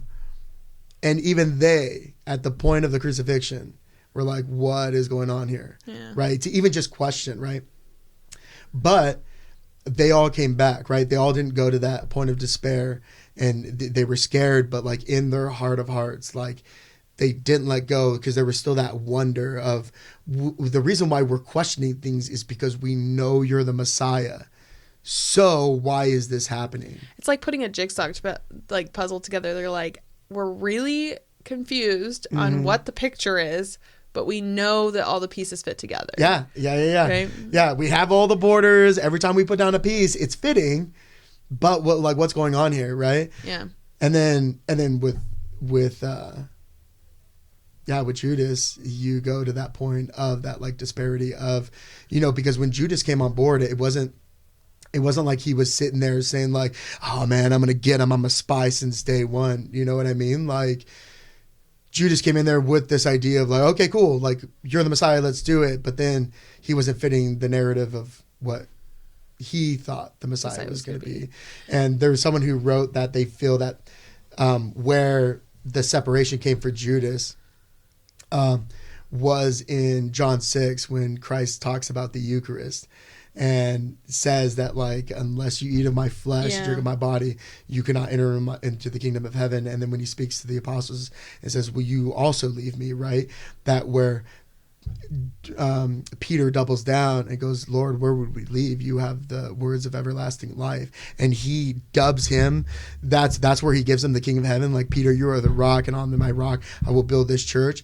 That in that moment of Peter choosing and believing and doubling down on that, nope, we believe you, that Judas doubted, like in that moment. So again, that was just something that I read and I thought was like really beautiful. Like that in that case, that was what led Jesus, or that is what led Judas astray, was that in that moment of that, it was written that like he didn't believe, from this author, that he didn't like believe in the true presence of the Eucharist. And then you go down to the ending, right, where it's like, okay, well, if you think this guy is not who he said he is, and he's just a charlatan, right? Speaking from Judas's behalf, that he now looks at Jesus and goes, oh man, he lost his rocker. He had me until he said this, and now it's a cult. Like, now this has to be a trick, right? And when you believe something, right? Like, imagine anyone, right? If you believe that this person is the Messiah and you're seeing miracles and you're like, oh, this guy's definitely the Messiah. Plus everything his disciples have already acclaimed to what they're seeing, and I'm seeing the same stuff. Yeah, he's definitely him. And then you get to a point of him saying something that you're like, the Messiah would never say this. Oh my gosh, I've been lied to. This guy lied to me. Now you feel hurt. Now you feel like, oh my gosh, like, you know, so now it's like, no, I'm going to expose this guy for who he is. Right. And again, this is all my personal like narrative. This isn't like the Catholics are teaching, but it's just something to like put yourself in a human situation, right? In a human shoes, which we all are. So it's something to say that like, okay, what would Judas do if you believe that this person is the Messiah? Then he says something that makes you believe that he's not the Messiah. You would feel hurt. You would feel like ashamed. It's the same thing that people say, though, like putting yourself in the human position of someone that doesn't believe in the Eucharist. So like a non-Catholic, it's like, well, if we are truly worshiping a piece of bread, then like we deserve to be like called heretics and things. Like, you know what I mean? It's the most sacrilegious thing you could do if it wasn't true. Yeah, exactly. And I think it's a similar point where it's just like, if it isn't, then maybe we should be like Judas in a way. Yeah. You know what I mean? No, you're exactly right. And that's why it would bring us to despair. Yeah, in a weird way. And I hope this doesn't get this podcast in trouble, but this is my personal, in a beautiful way, in a weird way. I always say everything's beautiful. It's almost like Judas like forecasted like the separation like of the church, like with the Protestant Reformation, and the fact that like if that was the case, where when it came down to the Eucharist, that Judas despaired and was just like, nope, that wasn't the moment he despaired, but in that moment of leaving Christ and leaving him as a follower was in the time of Christ. It was like, yeah, but that was the same thing that happened like during that Protestant Reformation, where you had one person that was like, yeah, but this church isn't what it should be. It's not what it should. And I'm going to now, because I've been hurt, like I'm going to go now off on this like side tangent, especially with like the Eucharist and everything, like being a part of it. It's something that kind of like foreshadows this whole like breaking away from the main, because there's something when it comes to the belief that you struggle with, and as opposed to like submitting to that, you kind of want to do your own thing. The problem is that once Judas left and turned in Christ, I believe that after the fact, Judas knew what was like, oh, this was the Son of God, right? Like, when the moment he died, like even the centurion, like the moment they put Jesus to death and the earth shakes, the centurion's like, truly was the Son of Man. Mm-hmm. Yeah. You know, or the Son of God. Yeah. And so it's something where it's like in that moment, that's where Judas was like, what have I done? What did I do? And as opposed to going back, repenting, just like with Jesus, right? Like, both Peter and Judas were given that cross of denying Christ. The only difference is that Peter picked up that cross and followed Jesus. Judas hung himself by it. Yeah.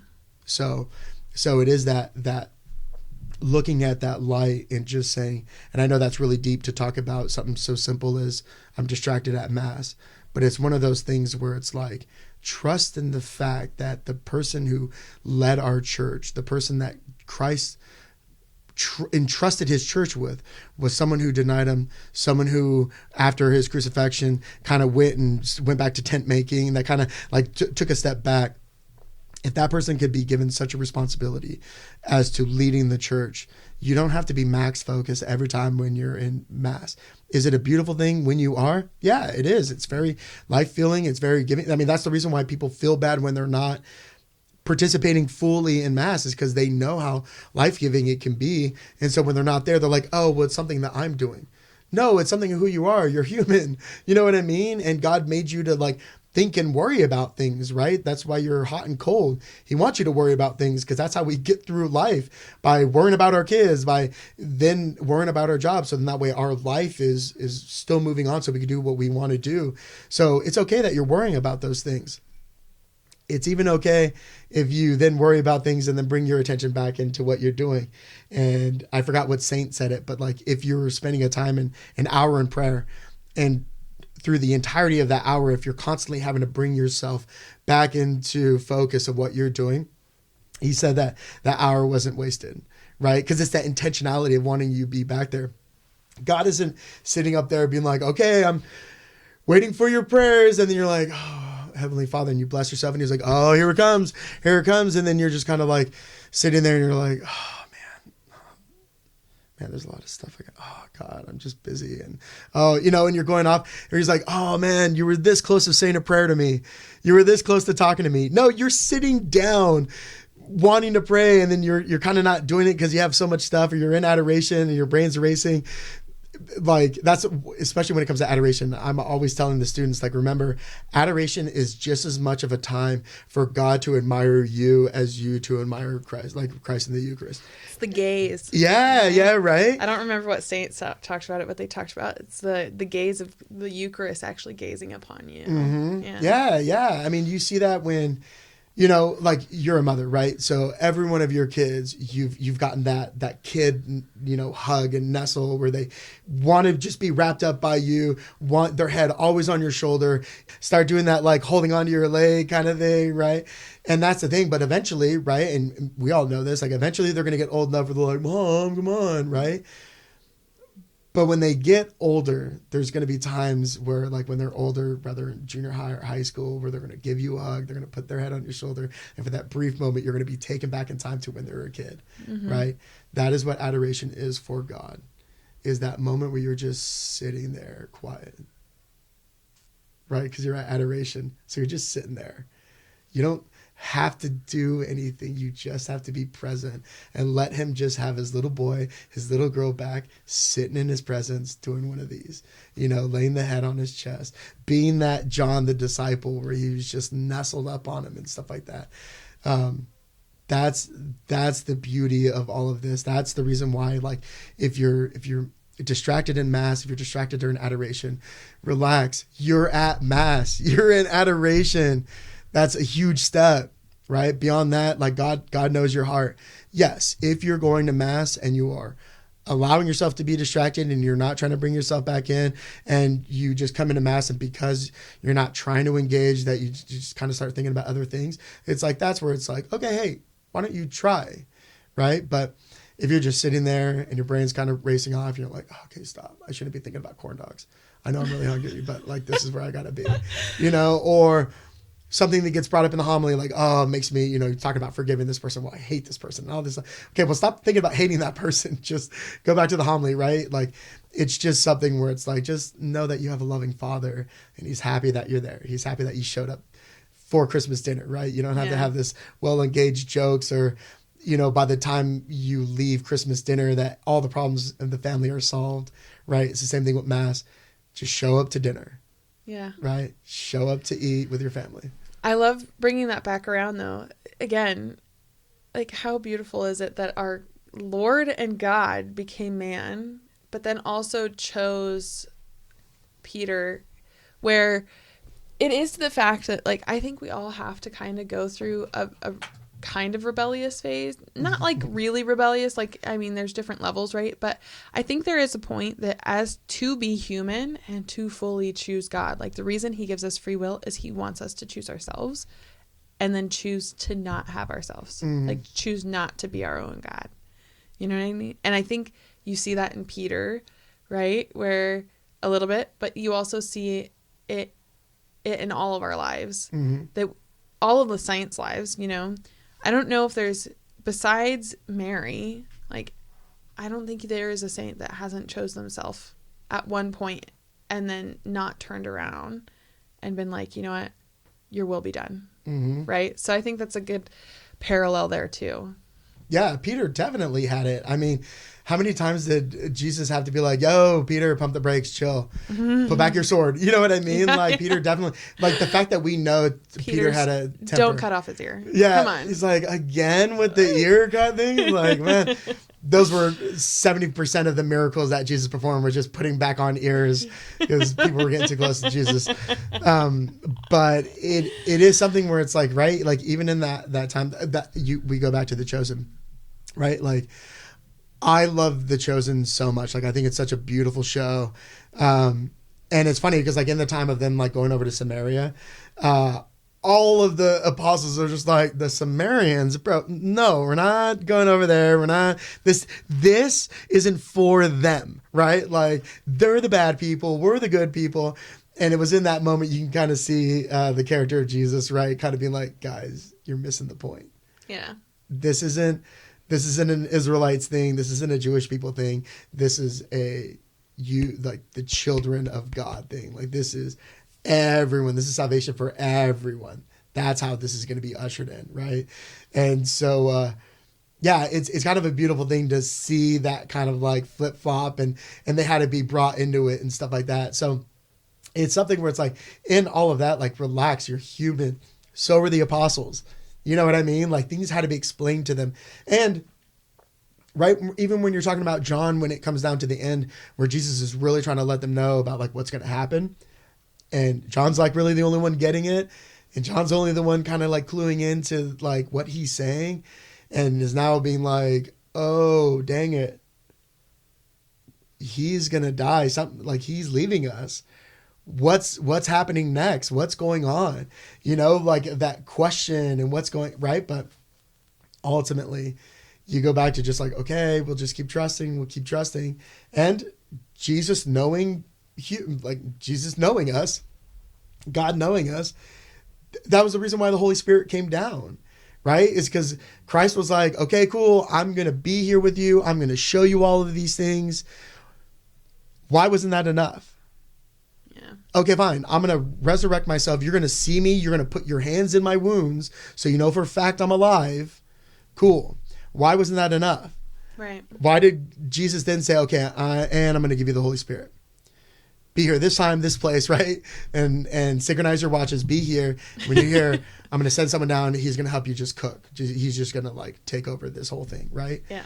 And that's the thing, right? Is the fact that, like, we're not enough. We'll never be enough. We weren't designed to be enough. We're always meant to have God as our crutch. Always. Yeah. And that's the beautiful thing, is that when you look back at saints, and especially when it talks about that self-giving, right? The ultimate definition of love, the good, the willing of the good for the other, right? Saint, Mother Teresa, right? Like, when you think about, like, doing good in such a harsh climate and the tough situation, Mother Teresa, she lived in that, like, perpetual, like, desolation, just that, like, endless desolation of feeling away from God and stuff like that.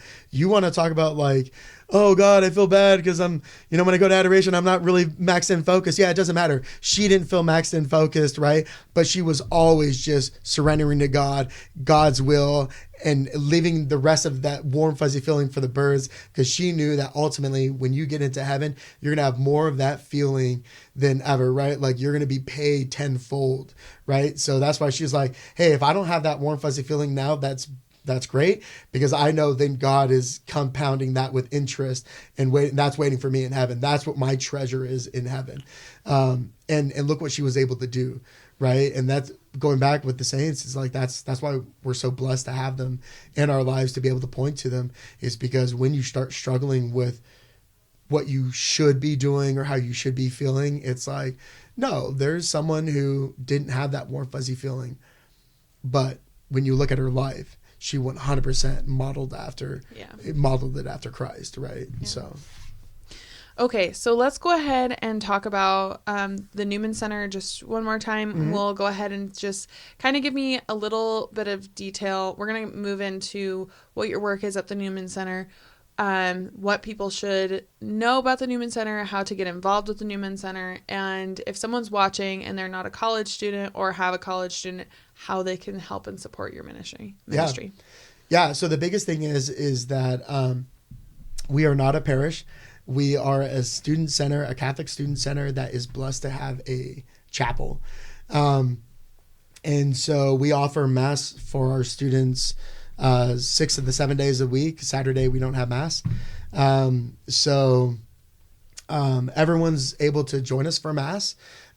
Just know that we do prioritize our college students. So I tell everyone, I have no problem telling someone to stand up from a seat because there's a standing college student. So just know that if you come to one of our masses and we're full and you're sitting down and you're not a college student and a college student comes in, I will ask you to stand because that's who we're there for, right? So with that being in place, it is something where, come join us for Mass because we do try to we do get a small stipend from the diocese, but that for sure does not cover our expenses. And so by people coming and attending Mass, that is where our big financial support goes to, insofar as we could do things for youth ministry, liturgically or otherwise, and then just doing a lot of stuff for the college students. Come join us for Mass. Come check out our website, broncocatholic.org. There it shows you kind of all of the events that we have, which ones are for students, which ones that we have for people like friends and family, just friends of St. Paul's. So like we have an Oktoberfest. It's a great time. That's for everyone. Everyone can come to an Oktoberfest. When we have it, it's such a beautiful mixture of families and everything.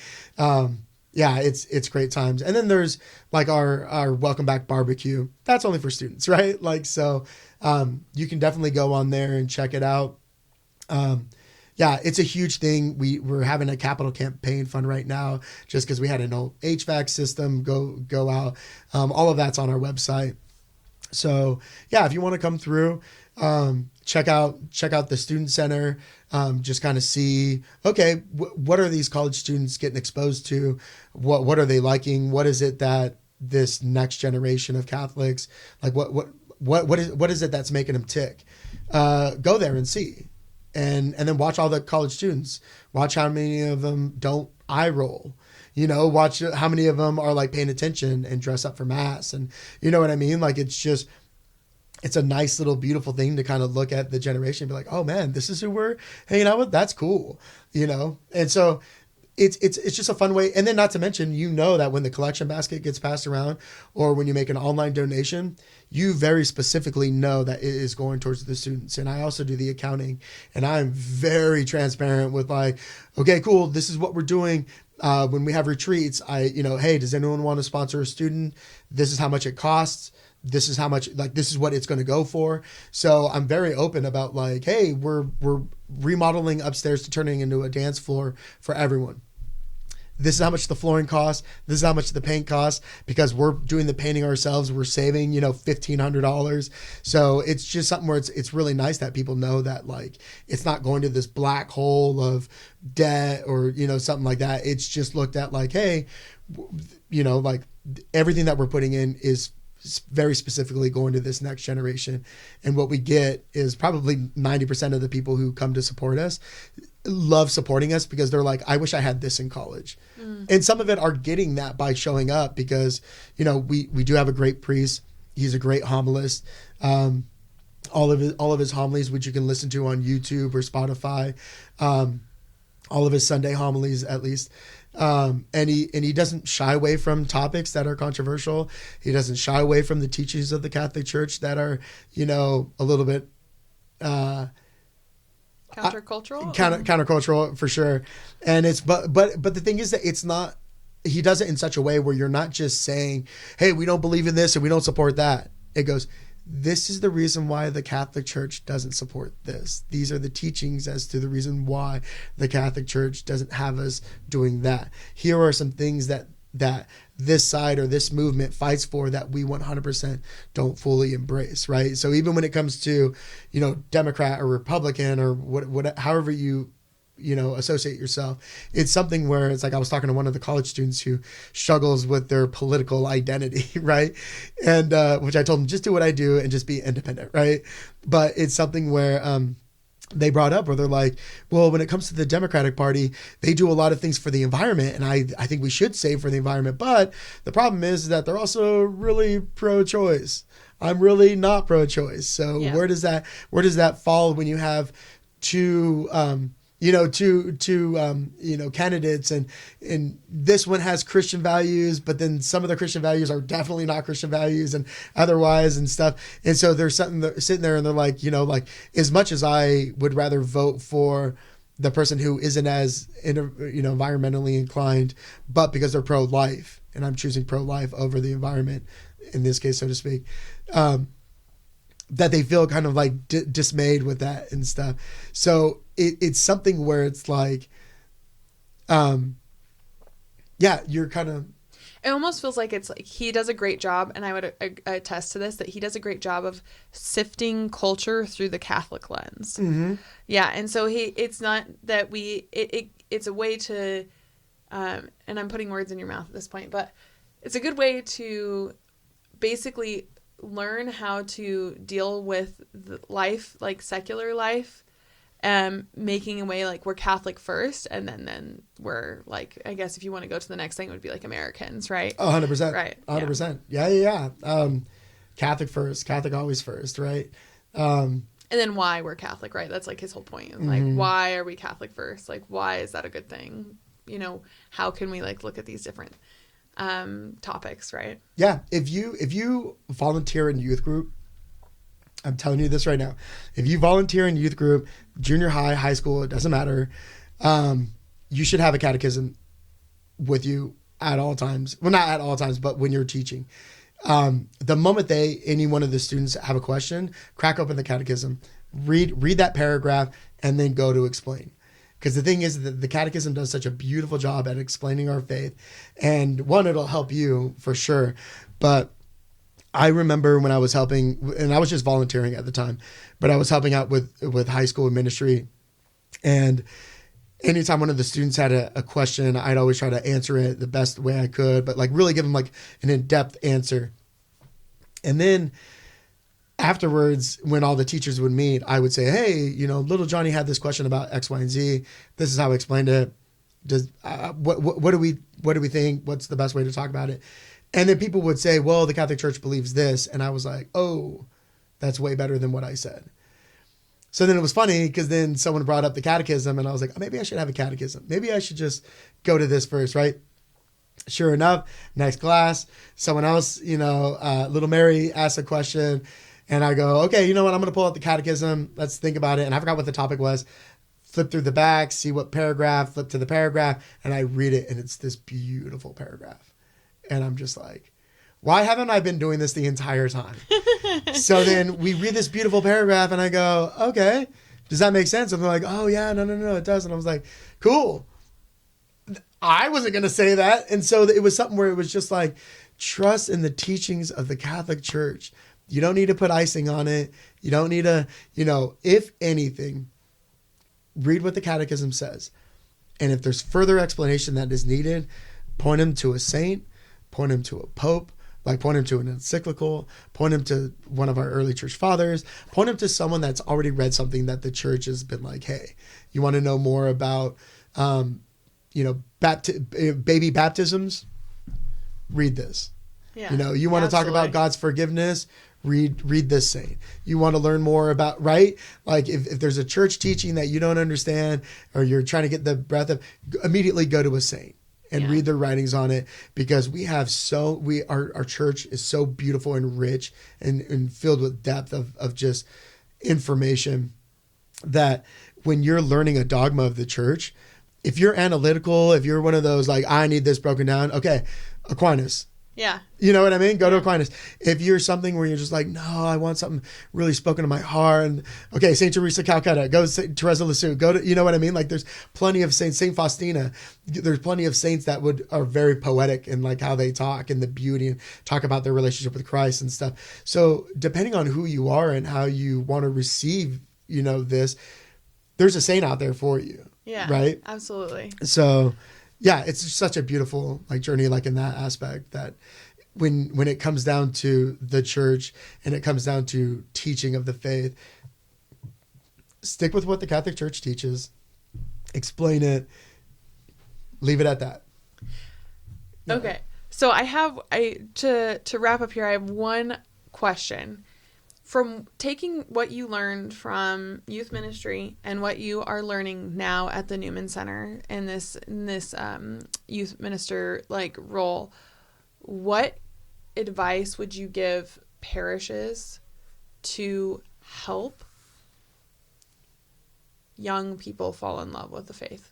Yeah, don't set them up for failure. How? Right? This is how you do it, right? What are you setting them up for? Right? Like what is the end goal? Visualize that in your head. Because if your end goal is to have an adult who goes to mass, and cool, well, what mass? Or confession or adoration. 100%. Yeah. And that's the thing, right? Is the fact that like, stop trying to make the Catholic Church appealing. The Catholic Church is already appealing. You just have to show that to the youth. And the problem is that you get a lot of people that say, well, that's what we're doing. No. You're trying to make the appealing of the Catholic Church appealing. Mm-hmm. That's the thing, right? Is the fact that like you're trying to make the mass appealing. The mass in and of itself is appealing. You just have to explain what's going on there. And that's the thing. When my wife was coming into the church, she was coming to mass with me before anything, and before she even entered into OCIA, right? She was coming to mass with me, and she tells me one time, she's like, "Hey, so during the mass, I actually know the responses," and she's like, "Am I allowed to say them?" And I was like, "Okay, well, let's talk about this, right? Like, technically, you can say them. However, just know that our responses during mass, like what we say, are declarations of faith. Like we're proclaiming things when we say those things. So do not say them for the sake of, I know what you're saying and I can parrot them out. Say them and profess them because that's what you actually believe." Way to go. Yeah. That's So she was just like, oh, so then that's what made her go from, I know what the words are, to like, what are you actually saying? And then afterwards, it was like a couple masses. She then tells me, she's like, I believe what is being said. And I was like, okay, if that's what you believe, yeah, you can say that. You can join in on that. Right. And that was the thing, is that like, I didn't need to change. I didn't need to go, oh, she wants to say the mass parts. That's going to get her into mass. Yeah, you can say the mass parts. No. I trusted in the beauty of the mass and was like, no. If you don't believe this, you don't partake in this. It's the same thing we do with the Eucharist. If you don't believe this is the body, blood, soul, and divinity of Christ, don't participate in it, because it's not a rabbit's foot. And that's the same thing I was going to say. That's a great comment. I mean, it was beautiful that you made that comment to her, but also same thing with setting up our youth, right? Like, like maybe someone needs to have a conversation with them. That's really, just really simple, but so insightful at the same time. Mm-hmm. Yeah. I remember when, like, growing up, right, I was cradle Catholic, but definitely thought I knew more than what I thought. And I used to always receive. Didn't matter. I had mortal sins, always received, always. And then I was listening to Catholic Answers, and this is like when I was like trying to like get back into my faith. And I was listening to the Catholic Answers, and they talked about not receiving and how it's a mortal sin to receive not in the state of grace. And I was like, well, one, I didn't even know that. Mm-hmm. And then two, so then they brought up and they're like, yeah, and one of the biggest, the biggest problems or one of the biggest problems that people are common in that, one of the biggest common sins, I should say, are the fact that like someone will miss mass on Sunday. Mm-hmm. If you don't know this now. You are required to go to Mass every Sunday. If you don't go to Mass on a Sunday, that is a mortal sin. You have to go to confession before you receive if you miss Mass on Sunday. Now, if you are sick and you can't make it to Mass, if there's something where it like prevents you from going to Mass, then okay, like there's, it wasn't your fault. But if you are not going to Mass, if you're choosing to not go to Mass, that is a mortal sin. You have to go to confession and confess that before receiving Eucharist. If you miss Sunday Mass, that's a mortal sin. If the next Sunday you show up to Mass and you receive, that's also a mortal sin. Meaning that when you go to confession, you have to confess that you missed Mass, and you have to confess that you received while not being in a state of grace. Mm-hmm. That is what gets taught. That is the truth, right? I did not know that. So I go and say, oh man, okay, well then maybe next time because in that time of listening to that, I definitely wasn't in a state of grace. So I was like, okay, next time I go up, I'll cross my hands. So I remember that next Sunday, I'm sitting there going up and I'm like, oh my God. And I don't know why this was such on my head of like, I'm about to cross my hands for the first time in my life. What the heck is going on? Should I do it? Should I just receive what's going on? Right. And the whole time I'm in line going up to the priest to, cross my arms or receive. I didn't make that final choice. I'm sitting here debating. And then I like the person right in front of me is going to go receive. And in my head, I'm like, just receive. Right. Like I see him receiving. So I'm like, I'm just going to receive. But then I stand up and I cross my arms. Like that was like the first gut action as I crossed my arms and the priest blessed me. And I'm like, okay, that was weird. That was my first time. I go back and I kneel. But you know what the funny thing was is that was the most I felt close to the Eucharist. In a weird way, by not receiving because I wasn't prepared for it, because I wasn't in a state of grace. That was like the first time I was like, oh my God, this is not just a wafer.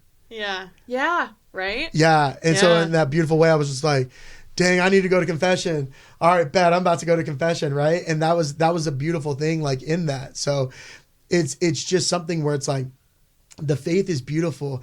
And when being denied something was what brought me to that, like, no way, I want that.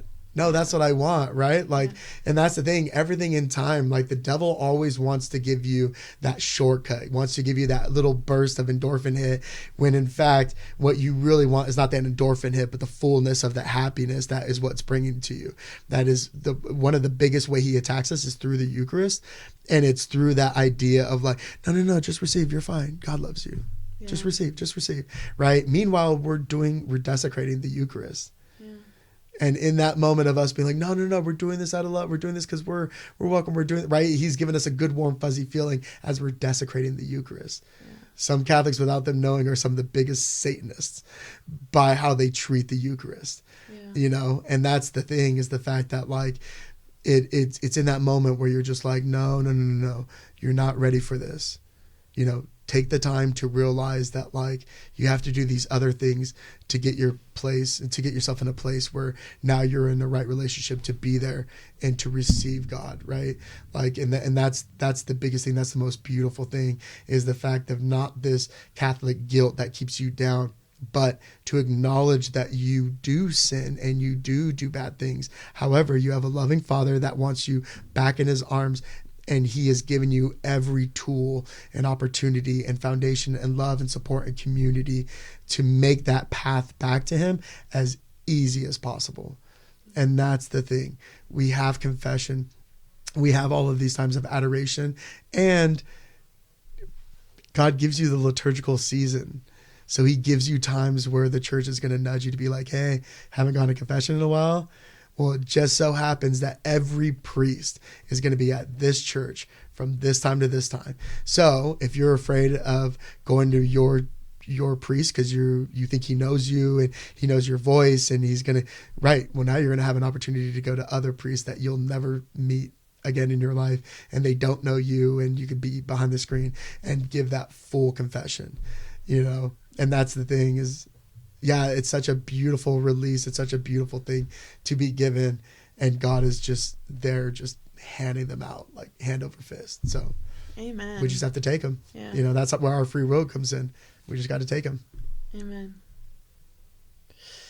Oh, man. Okay. Well, I would love to go into your vocation story, but I think that might need another episode. So hopefully you enjoyed Yeah, your I was time. like, and I'm out of coffee, so I can't do another coffee break. Hopefully I can have you on again. Yeah, absolutely. And we can do another thing. But I just want to thank you so much for being on the show today. Of course. And then I would, like I said, I would love to hear about your own vocation.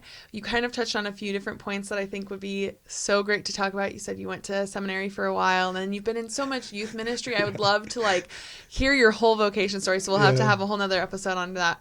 But thank you again so much for coming in. And if welcome. Anyone wants to participate and support his ministry, you guys have St. Paul's Newman, or is it St. Paul's Boise Instagram, and then you have your website, and both are St. Paul's. Yeah, BroncoCatholic.org. If you go to BroncoCatholic.org, that is our website. From there, we have our YouTube page linked out. We do stream our Sunday masses for the college students. So then that way, they can kind of, if they're gone or whatever, they can kind of chime in. Especially when they go home, they kind of like watching, like when we do masses and stuff. That is the biggest place. We are on Instagram. Like I said, we're on YouTube where we stream our masses. Father Nathan's homilies are on YouTube. They're also on Spotify. All of that's on our website. All right. Thank you so much for being on here. We'll link everything down in the description, and then hopefully we can have you on again soon. Yeah, absolutely. We'd love to.